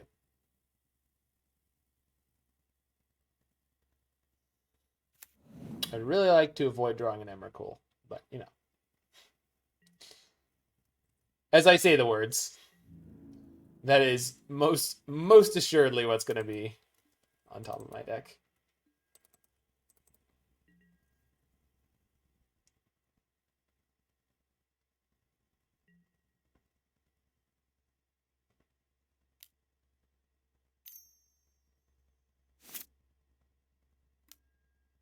Another Crocs there. I think I'm taking 3 off of this one. Yeah.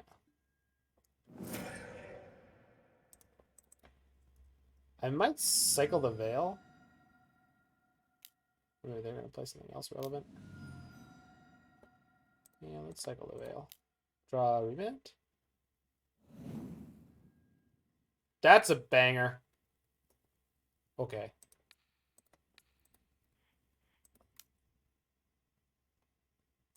It's not over yet, because if I flip the Velomach, there's only 1 Time Warp left in my deck. Literally 1.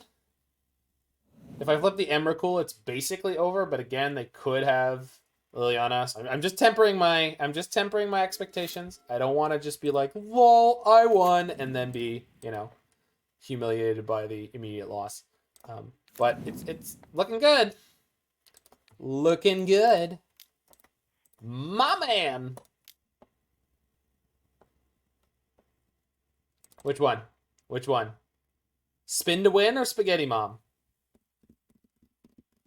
Spin to win, Papa? Spaghetti Mom. Spaghetti Mom it is. All right. No Liliana. You never, ever would have kept Liliana in your deck here. It's not possible. No one would do that. No one would be the maniac. Nope. Don't believe it. I deny you your Liliana playing ability.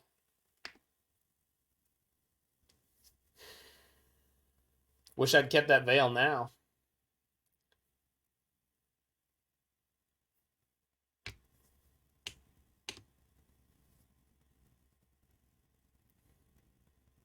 Come on, baby. Spaghetti Mama in play.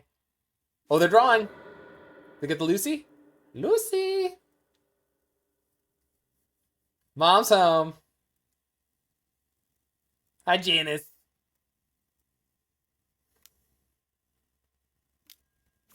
Okay. You technically have 7 permanents.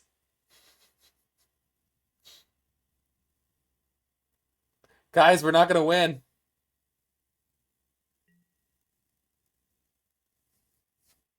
Guys, we're not going to win. We're not going to kill all their permanents. We'll never be able to make it after Emrakul gets sacrificed at the end of turn. Wait. Hold on. Something doesn't sound right. Attack the Ashiok? I think if they keep the Ashiok. No, because then they can sack the Ashiok and leave a land in play. That's not how that works, freak. That's not how that works. Oh, we got him! Thank God. Thank God. Whew! Nice, clean victory. Get them all out. Get them all out. Get them all out. I don't want to see them. I don't want to see it. I want a clean slate. For you, not for me. I want all the permanents. Yeah, Spaghetti Mom taking it home for the 3-1. Pay out the prediction. You got it, brother.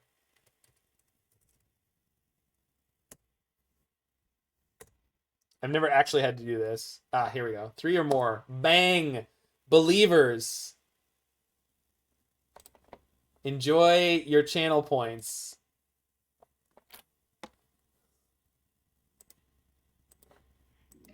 Hold on, hold on. And then I saw her face. Now I'm a believer. Not a trace. Down in my mind.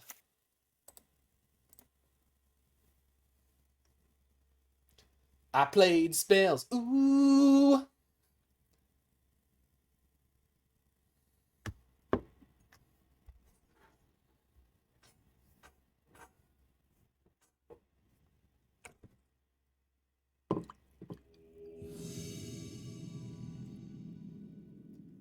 Don't come does not hit. Correct. Wait, Roy, you still here? I'm going to take a very presidential sip of my water now.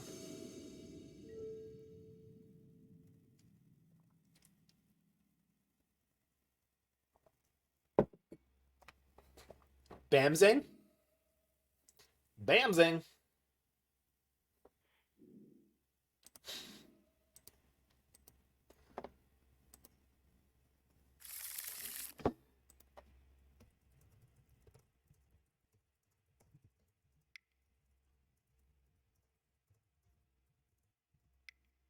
I told him to enjoy talking about this deck. I guess them, I don't know. Oh, oh, oh. Bamzing is the person who does...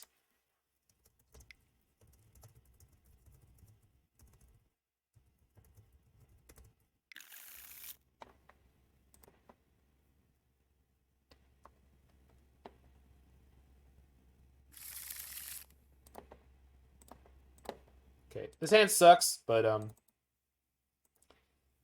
maybe we get to do it. They mold to 5, no companion, so could be a mirror match. Yeah, Bamzing on Reddit is the one who does the metagame compilations for Modern. So they'll go through all the challenges, write these big posts, do sort of analytic work on it. Just doing God's work with the data. Nobody sips water greater than me with the greatest sip of water. I just used to make fun of Roy for drinking water the same way. Helia combo. Could be. Yeah, it looks like it. Bamzig said it's the best deck in the format. So.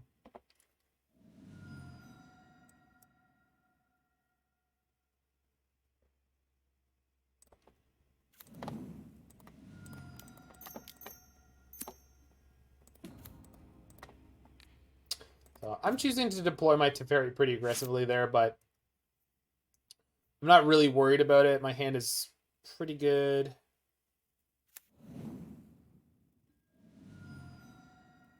Heliod was the top deck of the format before the rotation. That was his contention. So savor the moment at your opponent's end step is actually very interesting. So during your opponent's turn, you're going to set up a next turn where you don't untap. Now remember, that's the next turn. So after that one, you get a turn where you do get to untap. So we're sort of all kind of clear on that. Which is very much something I plan on doing here. I'm going to get Stomping Grounds with this, I think. So this turn, if they do that again, we just go Remand, Savor the Moment. So we get a turn where we don't untap, but then we get a turn where we do untap. Which is, again, quite interesting. This is a... Oh, but I don't have double blue now because of the way I had to tap. So I guess I'll just Prismari Command here. Which is fine, because I'd rather dig, I guess. I can always Savor on my turn.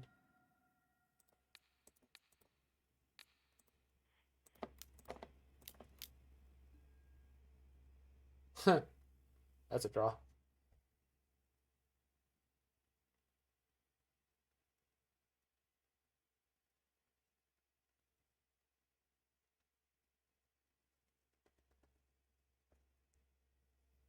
So I'm making a treasure, so I can just play this Velomachus? Alright.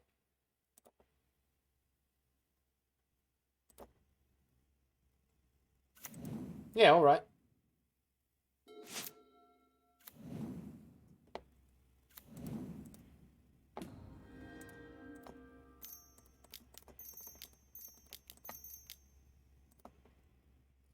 It's not how I was planning to do it, but it's honest work. Got the time warp. Good. Velomachus, do-do-do-do. Velomachus, do-do-do-do. Velomachus. Oh, Velomachus. Do-do-do-do-do. Velomachus.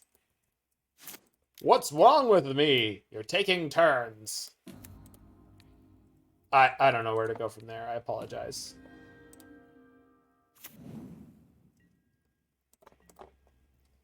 What's wrong with me? We think you're crazy. Want a second opinion? You're all so lazy. Bam.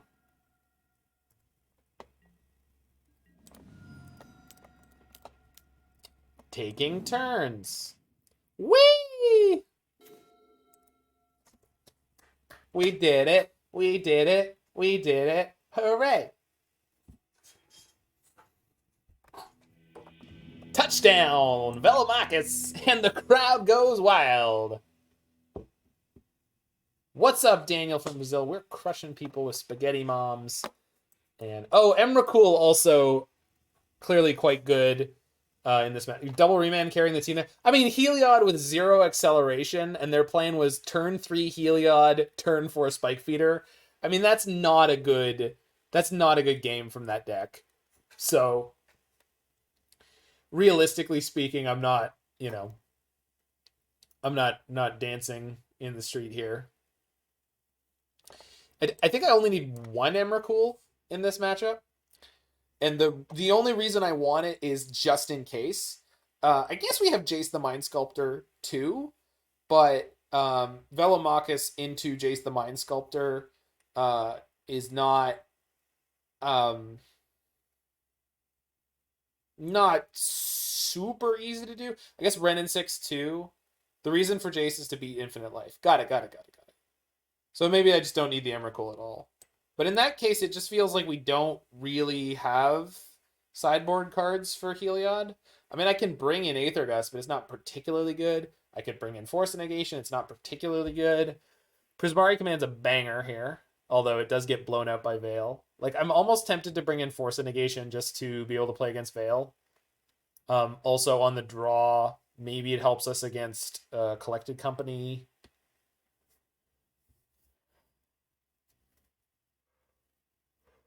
Remand's pretty good because they usually play 3 and 4 mana spells, and the threat of our combo is reasonably fast.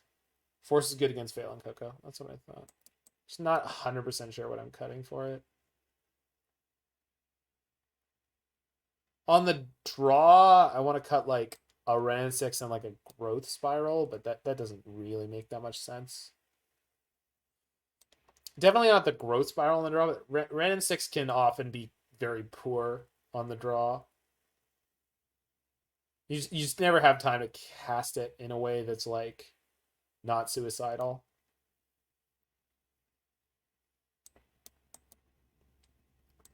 Teferi's in Stellar here. It's really not bad though. Like being able to tempo them, being able to shut off their veils, make their collected companies must be sorcery speed, being able to bounce the Heliod for 3 mana. I think it's maybe better than you're giving it credit for. Certainly, Wrenn and Six on the draw is quite poor. Yeah, this is. I mean, this card is okay. So this hand is a trap. Obviously, Velomachus is like a mulligan. The rest of it's not terrible, but the island makes it really bad. This hand is not great, but at least we have time. You've found the turns plus Jace to be best against them. All right, that doesn't surprise me too much. I just put you on the bottom, dude. Come on now. Why you gotta do me like that? Why you gotta do me like that?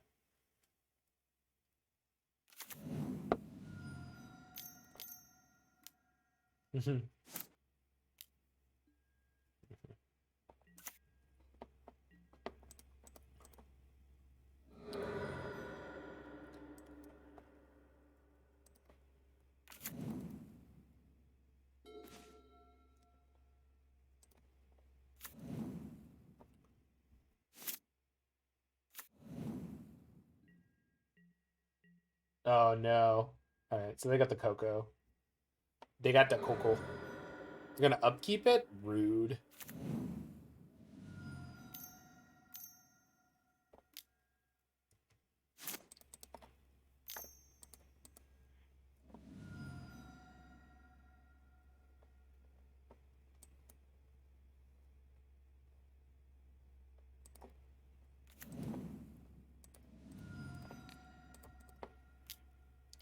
We have 2 draws to hit a Force Negation, which I did not. But they don't know that.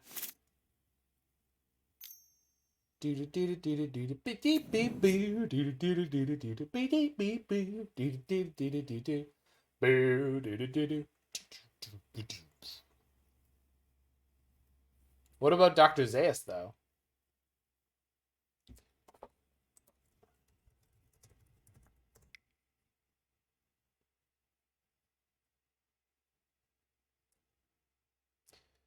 One says, can this deck beat Infinite Life? Genuine question, because I don't think it can. I said, you betcha. They said, oh, alrighty then. We're playing.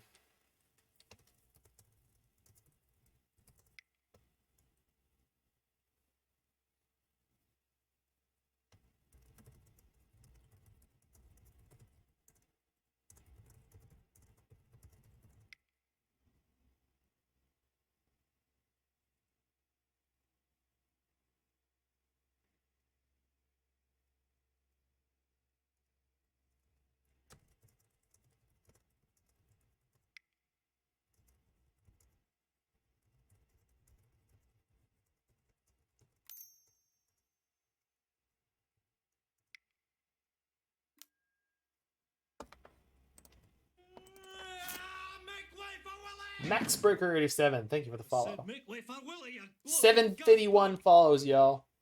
250 more till we get to that sweet 1 hundo times 10. The big money.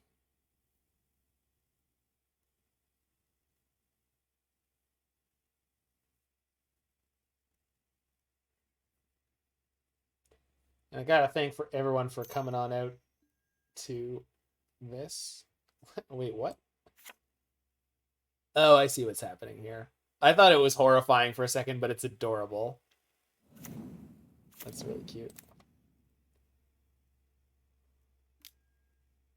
10 to the 3rd. Harbor Elf, Wooded Foothills. Man, their hand was semi-lackluster. Although, once they start getting counters, it's going to get out of control very quickly. This Wrenn and Six is really bad.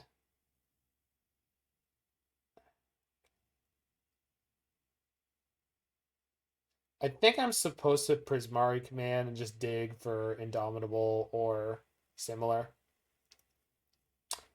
I can shock and do it, but if I create a treasure token, I get more wiggle room.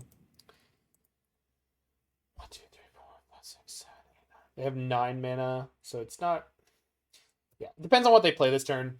If they play something with double white, which is most likely going to be a Ranger Captain, then I'm going to Prismari Command one of the Conclave Mentors, then the other one's going to get 2+1/+1 counters, which is not the most fun. Spike Feeder.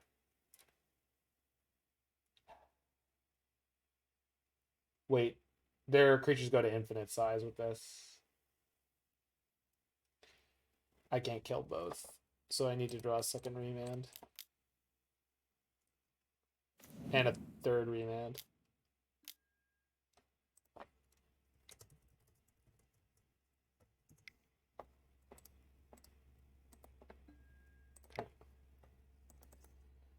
So they drew pretty hot there, and we just got crushed. But not surprising. We just 0 lightning bolts. We mulled to 6. We had no acceleration, so I should have checked what the command was going to get me, just in terms of thinking about what would be a good play. But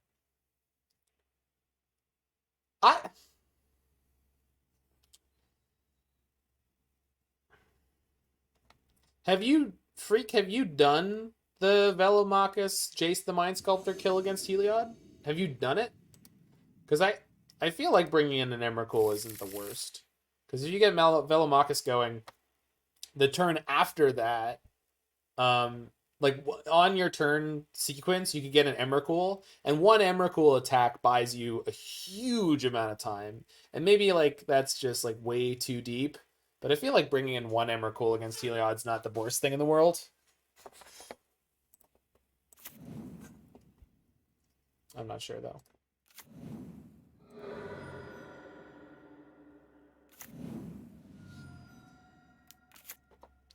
So going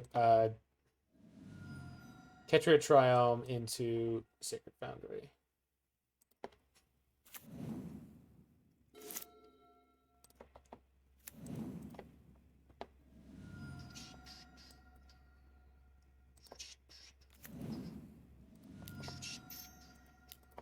Oh, I didn't switch the Wrenn and Six boarding, but I got lucky and I drew one of the two. So yeah, if you were going to play this matchup, I would bring in the extra Wrenn and Sixes on the play.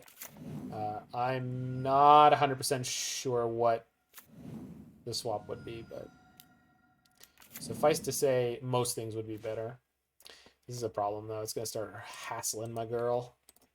I'm going to call Wrenn and Six my girl, even though not identified as female, as far as I know, which is probably not a good idea. So, Wrenn and Six, they. That one and this one. What do you got? Attack! Rude. You're rude, opponent, and I don't appreciate it. Wrenn and Six is my favorite 2-drop in Modern. Groot and Raccoon. I like that. Rocket, I want to say. Do. Do do do do do do do do do do boop do. Rocket. Boom boom boom boom boom boom boom boom boom boom boom boom boom.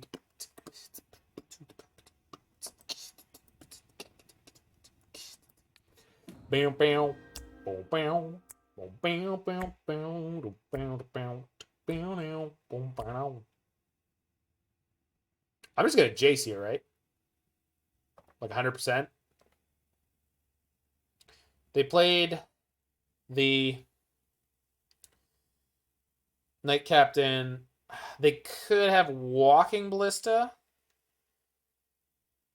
Well, so my plan was to play Savor the Moment with an untapped land, go to my next turn, get Wrenn and Six up to 3, play another untapped land. Wrenn and Six gets hit back down to 1 again, but if they Coco, we get blown. Well, not necessarily. That's the thing about Coco, right? That card sucks because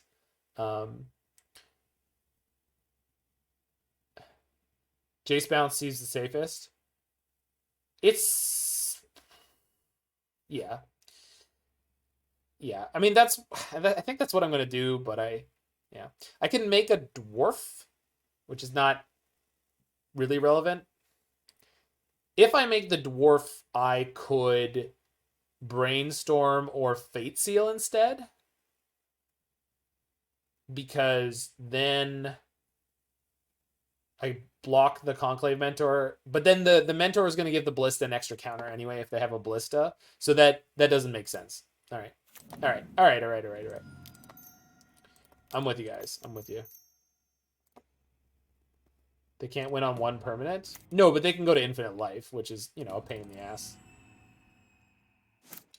They could also flip, like, 2 Ranger Captains. Like, that's horrifying when that happens. I don't know if you've had it. Well, shit. I hate that card. We're fine.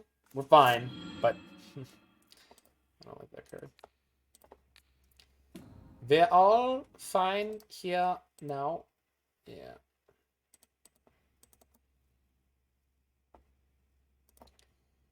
We honestly can pretty much go off with what I have right now, so I'm not concerned, but it's just not the most fun to look at your handful of Time Warps and be like, well, these could be anything. They could even be a game win. I mean, it's close to ulting the Wrenn and Six as is. Never mind. We did it. We got there. Although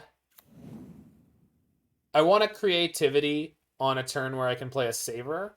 So let's wait 1 more turn. Yeah. I got it. Freak. So the reason we're doing this is so we can Savor if we miss, because we have hit 5 of our Time Warps out of our deck already. So this way we're just insulated more against whiffing. And then Wrenn and Six should be able to ult at that point too, as long as we hit 1 in the next couple turns.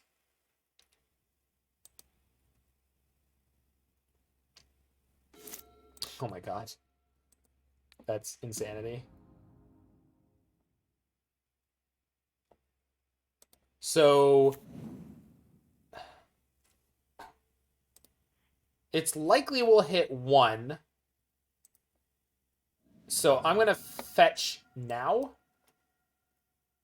It's likely in the next 2 turns we're going to hit 1 Time Warp, but not 2.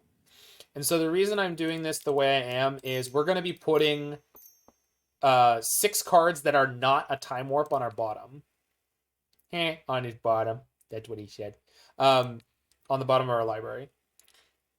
And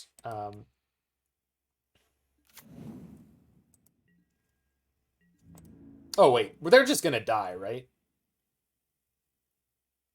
There's a Savor. All right. We got him. It's over.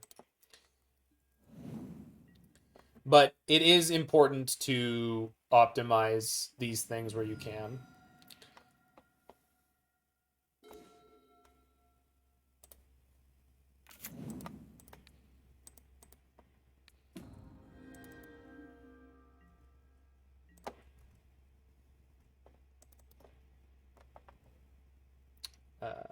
Prismari Command for the win.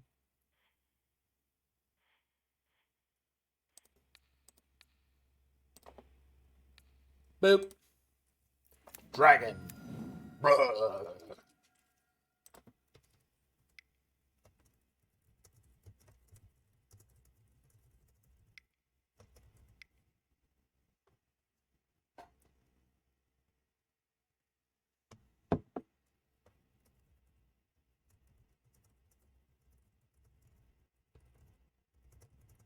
Mm-hmm.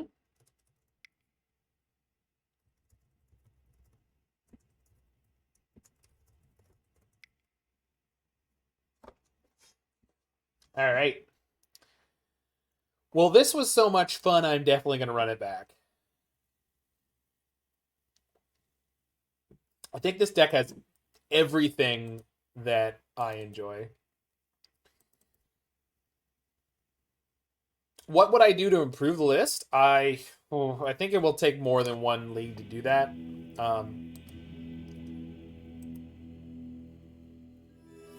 Yeah, their hand was just trash in tempo. Run unexpected results? Absolutely not.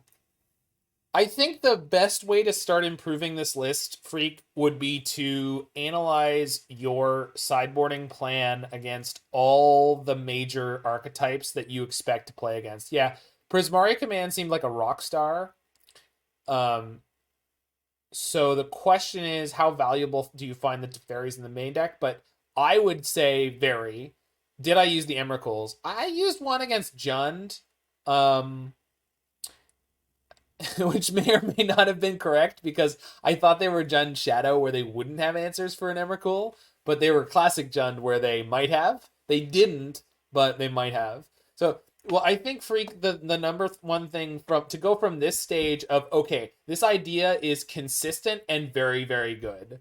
Um, like it's powerful on multiple axes and it's consistently beating the decks in modern. It has the right tools, it has the right, but what you want to do if you want to take it to that next step is start looking at all of your specific sideboarding setups and you're going to start to find holes or points where you go, man, I wish I had one more of this, or I wish the main deck had one less of this, or whatever it may be.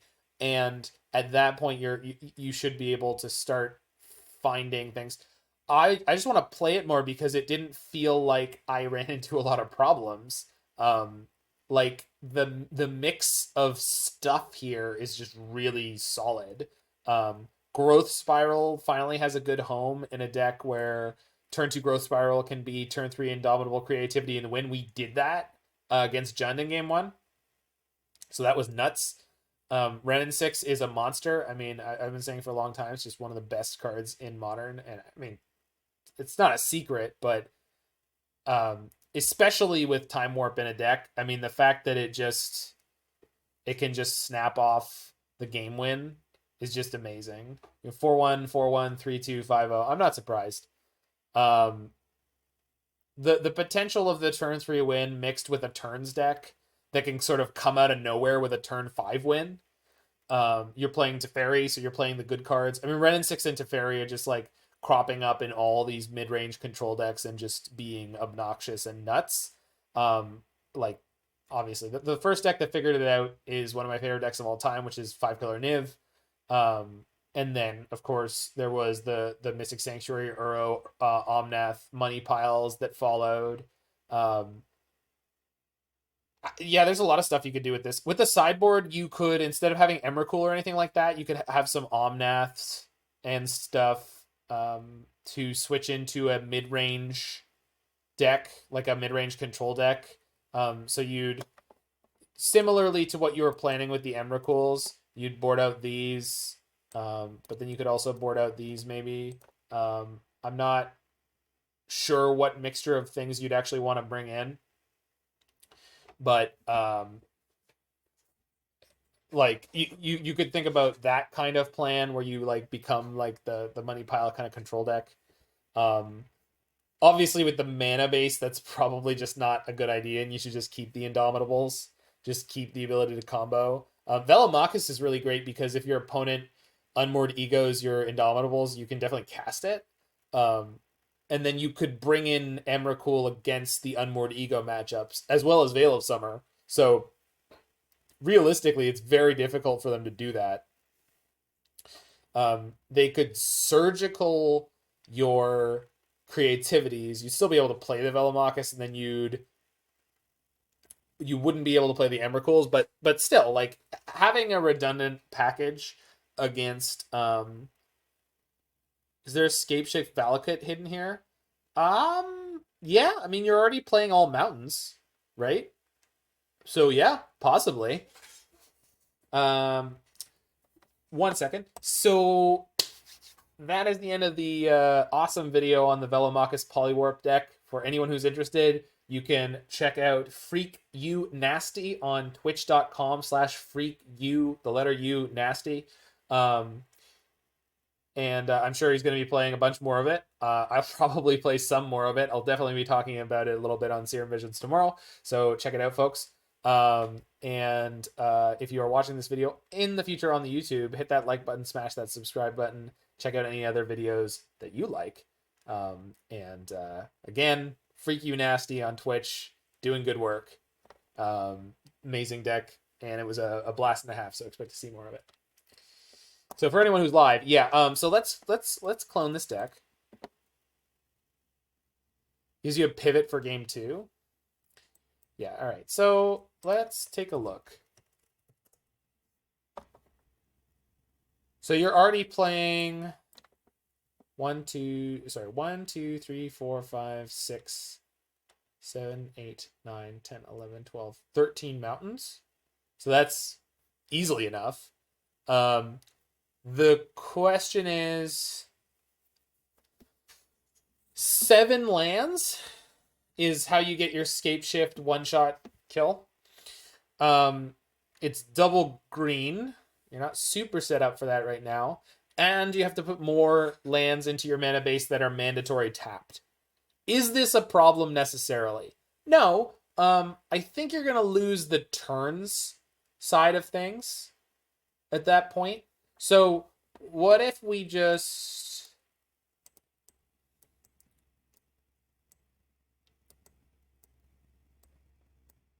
But then you don't... Then Velomachus is not the game win, right? And Velomachus early, if it flips out Escape Shift, is no good. Because you don't have enough lands to kill people. Gives you a pivot for game 2. I guess. You drop the combo? Yeah, but the mana base is already a little... I mean, it's good. I'm not saying it's bad, but we did get a little bit lucky, and I think if this deck was more on the radar, like, how about instead of creativity, you play Mana Dork and Luca? Well, you don't need to play the Mana Dorks to play Luca, right?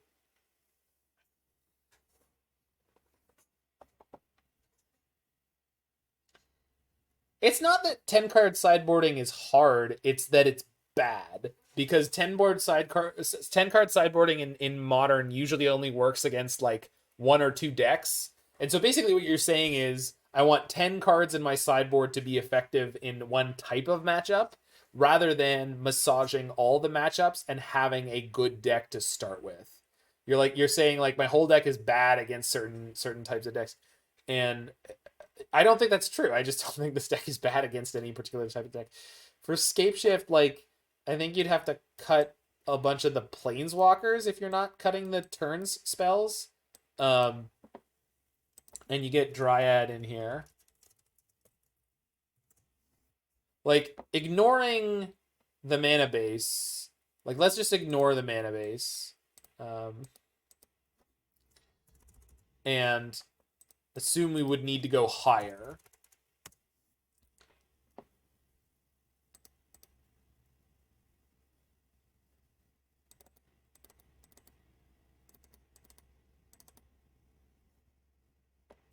You're probably not going to play the Prismari Command anymore.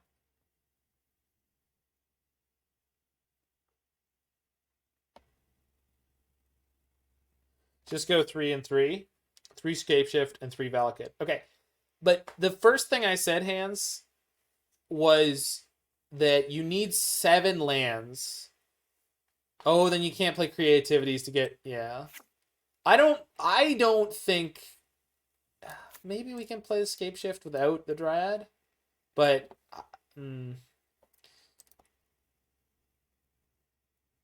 You'd want other forms of... Let's get the Savers back in here. Sorry. You can play Luca? Yeah, you can play Luca.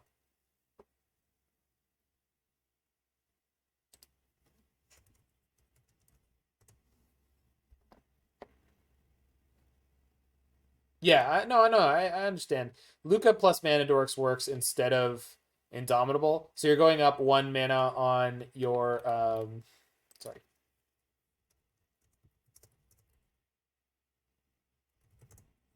Oh yeah, that's right. Valakut's also not a mountain. That's right. So I guess what we would do... No, because we don't want to play... We can't play Arbor Elf plus Sprawl, right? Because we want to have all mountains. And I think, like, you could obviously put the Sprawl on a Stomping Ground, but I've seen Gruul mid-range back around, and I wouldn't be surprised if that deck picks up some steam right now. No. It's not. We're tossing. The idea here is we're going to toss the creativities for Lucas, right? So we're going up 1 mana. We're going up 1 mana for our win quote unquote condition, but we're going to have acceleration. Yeah. We played Bird, Hierarch, etc. The problem is you need at least, I would say, at least 10 Mana Dorks.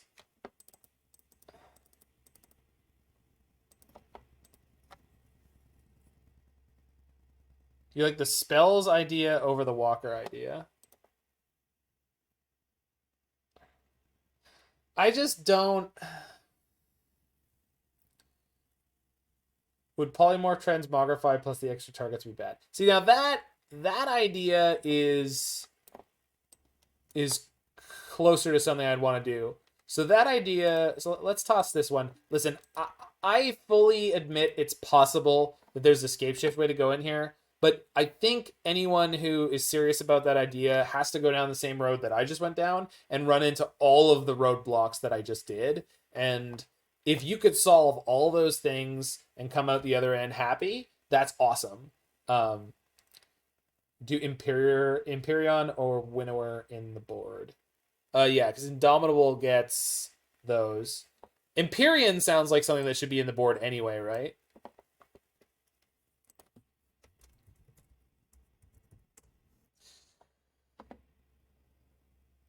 I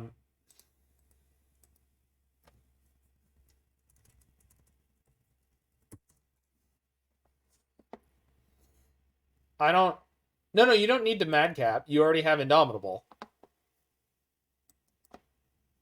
Indomitable will get the Empyrean. I guess you could play Madcap if you want to not have to sacrifice anything. Which you could do to have a very, very high density. But I think since the deck is already there, like putting 1 Imperium or 2 Empyreans in the sideboard if you want. When you think about 2 Shark Typhoon, again, it doesn't synergize with the things this deck is doing already. Tried Polymorph before and found the Prismari Command works with creativity better than the upside of Poly being a blue card. Shark Typhoon is good with the red X spell. That's true. It is a token generator. But I think between Prismari Command and the Dwarven Mines, you have enough of those. But if you wanted to not play the Dwarven Mine mana base, I think Shark Typhoon would be better. I think the Dwarven Mine mana base is nice here. It's really hard for me to try to figure out how to improve on this. The one thing you could say is that you could play some Transmogrifies instead of Indomitable Creativities just like 1 or 2, because it basically is upping the density of your most important card. You could push for a list that is more able to combo on turn 3 by putting in more 1 and 2 mana acceleration and more copies of Indomitable with Transmogrify, but Transmogrify will not take the treasure tokens. So you need acceleration that's going to put lands into play. So Growth Spiral is one of the best one of those, but like this is modern we're talking about, so there's lots of things you could have. Farseek would probably be my go-to. You could even sideboard Farseek for matchups where you wanted a faster combo. Give me a second, I'll be right back.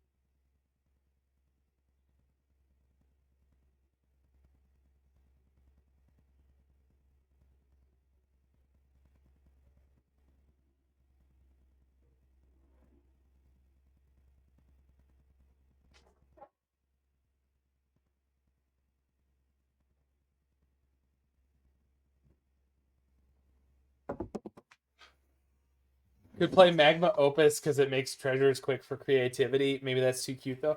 I mean, I think if you had a way. Oh, sorry, Husto. The I think the bot checked out, but I'll fix it.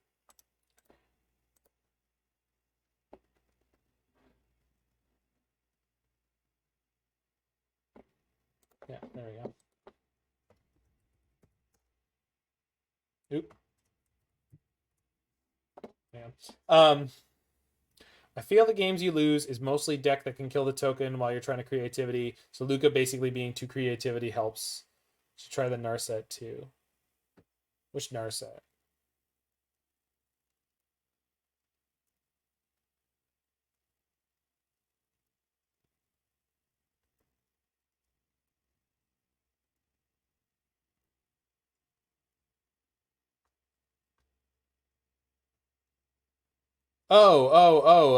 The cannon one.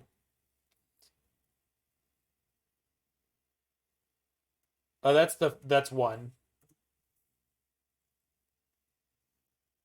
Narset of the Ancient Way is the creature Narset. But she doesn't have haste, right? No. Narset of the Ancient Way. She does not have haste. Velomachus has haste, which is the reason why it works with this deck as it is. This deck has a very unique combination of cards that has never existed before. Prismari Command and Velomachus both give this deck some power that it didn't have before. And I think that's a really, really big deal. And I really appreciate everyone throwing in the ideas. This is really close to excellent, I think. I'm really having a hard time trying to figure out how to make this better. I think Jace the Mind Sculptor might be the weakest link in the main deck. Um,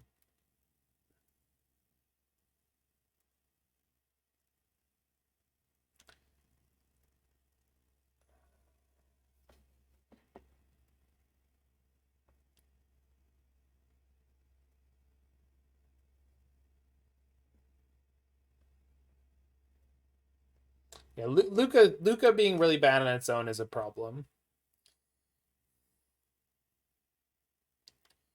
I think I would cut a Jace for the 3rd Prismari Command. Because Prismari Command is big, big game in this deck.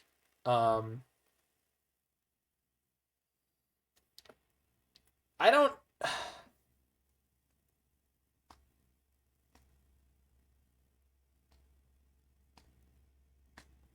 What about board wipes? Why do you need a board wipe? Nobody's playing board wipes right now, but there is a reason. I think you need Jace too, but I don't think you need two necessarily. Um, and I think Emrakul out of the sideboard helps in game 2s and 3s. If you want, you don't have to.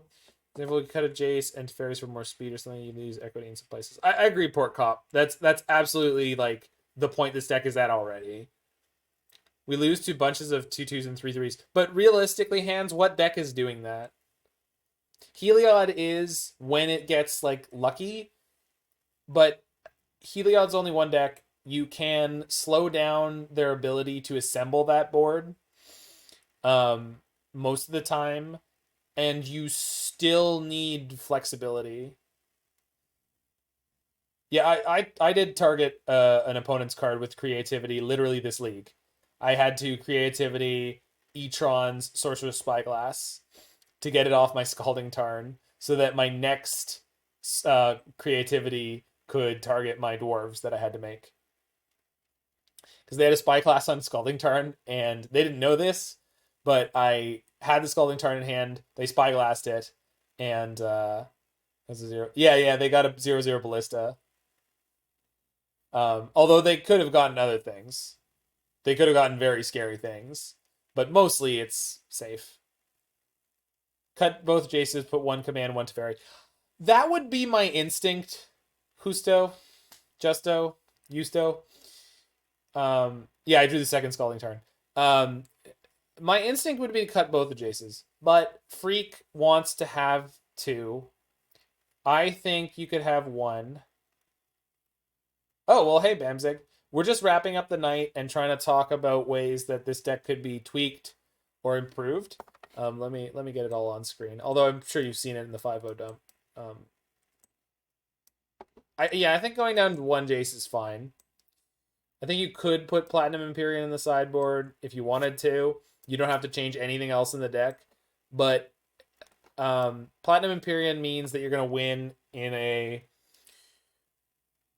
different way, let's say. And I just don't think that's particularly necessary. My concern would be against Dredge, they have Lightning Axe usually. Yeah. Having the out against Heliod is not bad. Yeah. The infinite life tech. But I had brought in Emrakul against you, Bam. Yeah. The Emrakul was the one I wasn't expecting you to think of. Not necessarily that you weren't capable of thinking of it, but that it wouldn't be like something you were gonna play around or up to. But anyway, the Weather Storm is a third Force of Negation in the list you've been playing. Yeah, that seems correct. Indomitable Creativity is commonly paired with Emrakul. Right, but I did the Velomachus thing to you in a previous game, and I just didn't like when you see someone do that. It usually stands out in your mind so loudly that sometimes, like my mind, when I see someone combo in one direction, which seems like the only thing their deck would want to do, I don't always think that they would bother changing that.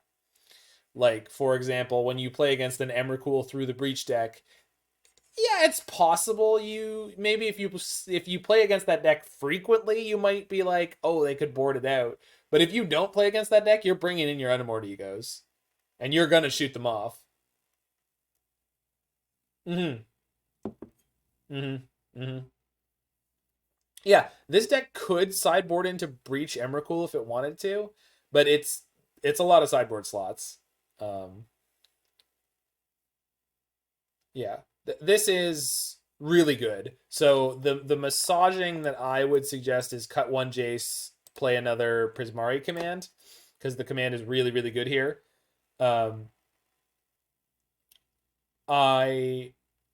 Yeah, it's a very cool deck. I mean, I'm blown away, man. I'm blown away. Breach Mom and Scapeshift done. What? Nahiri maybe? Yeah, you could play on Nahiri. You could play on Nahiri. Nahiri the Harbinger is not bad for this deck at all. That's big brain, Guaxa Ninja.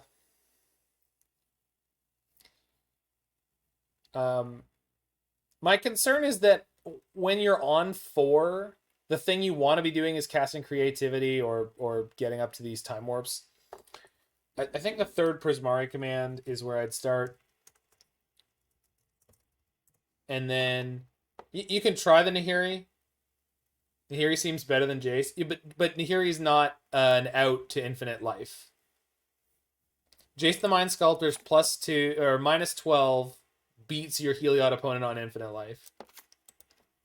You lose the creature at end of turn with Nahiri. Correct.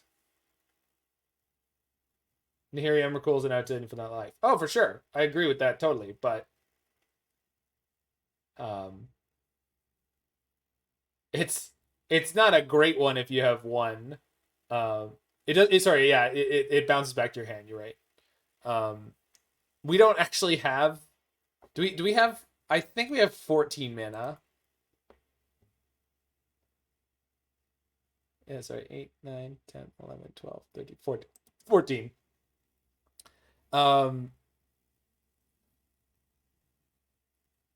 But yeah, Nahiri can do it.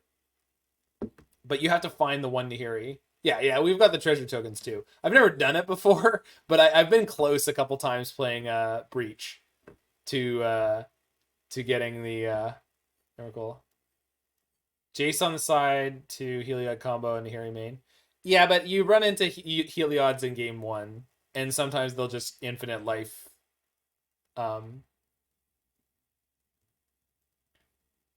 You can take infinite turns in this deck, but you not actually infinite because you're gonna deck. In the main deck, you don't have any way not to deck yourself eventually. So that doesn't hold water. But if you go to infinite turns with 1 Emrakul in your deck, you're good to go. So that's your extra out. The Nahiri is not necessary at all, by the way. Like I'm fully shutting down the concept that like Nahiri is something necessary. I just think it's a reasonable card to play because like it exiles Heliods, it exiles creatures, and it's rummaging, which is something this deck wants to do. But Brainstorm off Jace is great too. So Unsummon off Jace is fine. Unless he gets Skyclave Apparition, then you're less excited about it. Yeah, Nahiri exiles Heliod, exactly.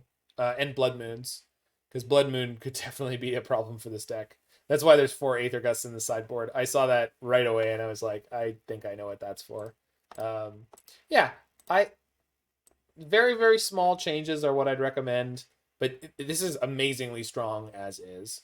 I like 24 lands plus 4 Wrenn and 6, because it means if your Wrenn and 6 gets forced, you're not going to be totally screwed and stranded. Yeah, that's why 4 Gust, for sure. I mean, you can get through without, in theory, but you do need to be able to generate the dwarf. So, and that's also the reason why there's exactly 1 island.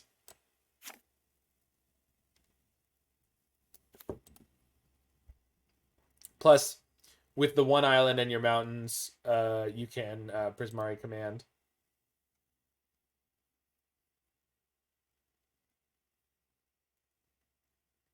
It's the worst. Yeah, it's the worst land in the deck until it's the best land in the deck, right? Anywho, I have to make notes for the podcast, do all my post-stream stuff, etc., etc. So I'm coming back at 4:00 p.m. tomorrow to stream some Simpsons with the lovely and talented Emma Partlow. So if y'all want to come back for that, that'd be great. I'm probably just going to stream more of this deck right afterwards, to be totally honest, because this deck is a banger. I love turns decks. I love Wrenn and Six. Big fan of Prismari Command. Teferi could also be the extra ad instead of the 3rd Prismari Command. But Prismari Command is just so good in this kind of deck. The rummage plus generate a treasure token just synergizes with everything this deck wants to do in a way that is very, very strong. Just super, super stacked. Whoa. I mean, come on, man. I play all sorts of nonsense. Thanks for the prime sub, Freak You Nasty. Anyone else, again, who has Prime subs, make sure you give them someone, because Jeff Bezos don't need that money. If anyone has a specific suggestion of whom I should raid at the moment, please let me know. And again, 4 p.m. Eastern Standard Time, Central, what is it? Universal Standard Time. That'll be 9 p.m. for all you Brits and Europeans, Europeans, as we like to call them.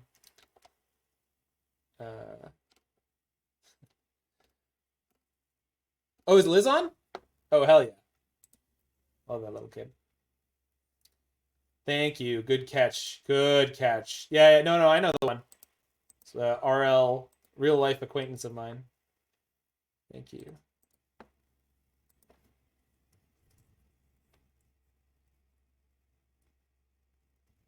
There she is. All right, let's go. All right, enjoy that, folks. Enjoy some arena limited stuff, whatever. And I will see you all tomorrow. Or some of you.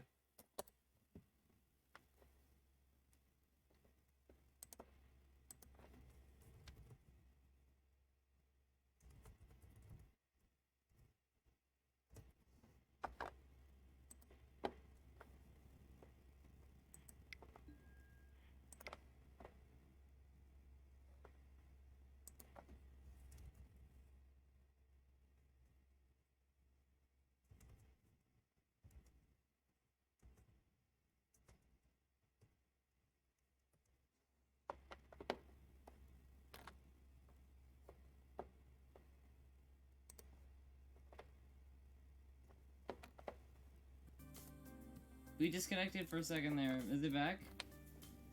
Seems like it's back.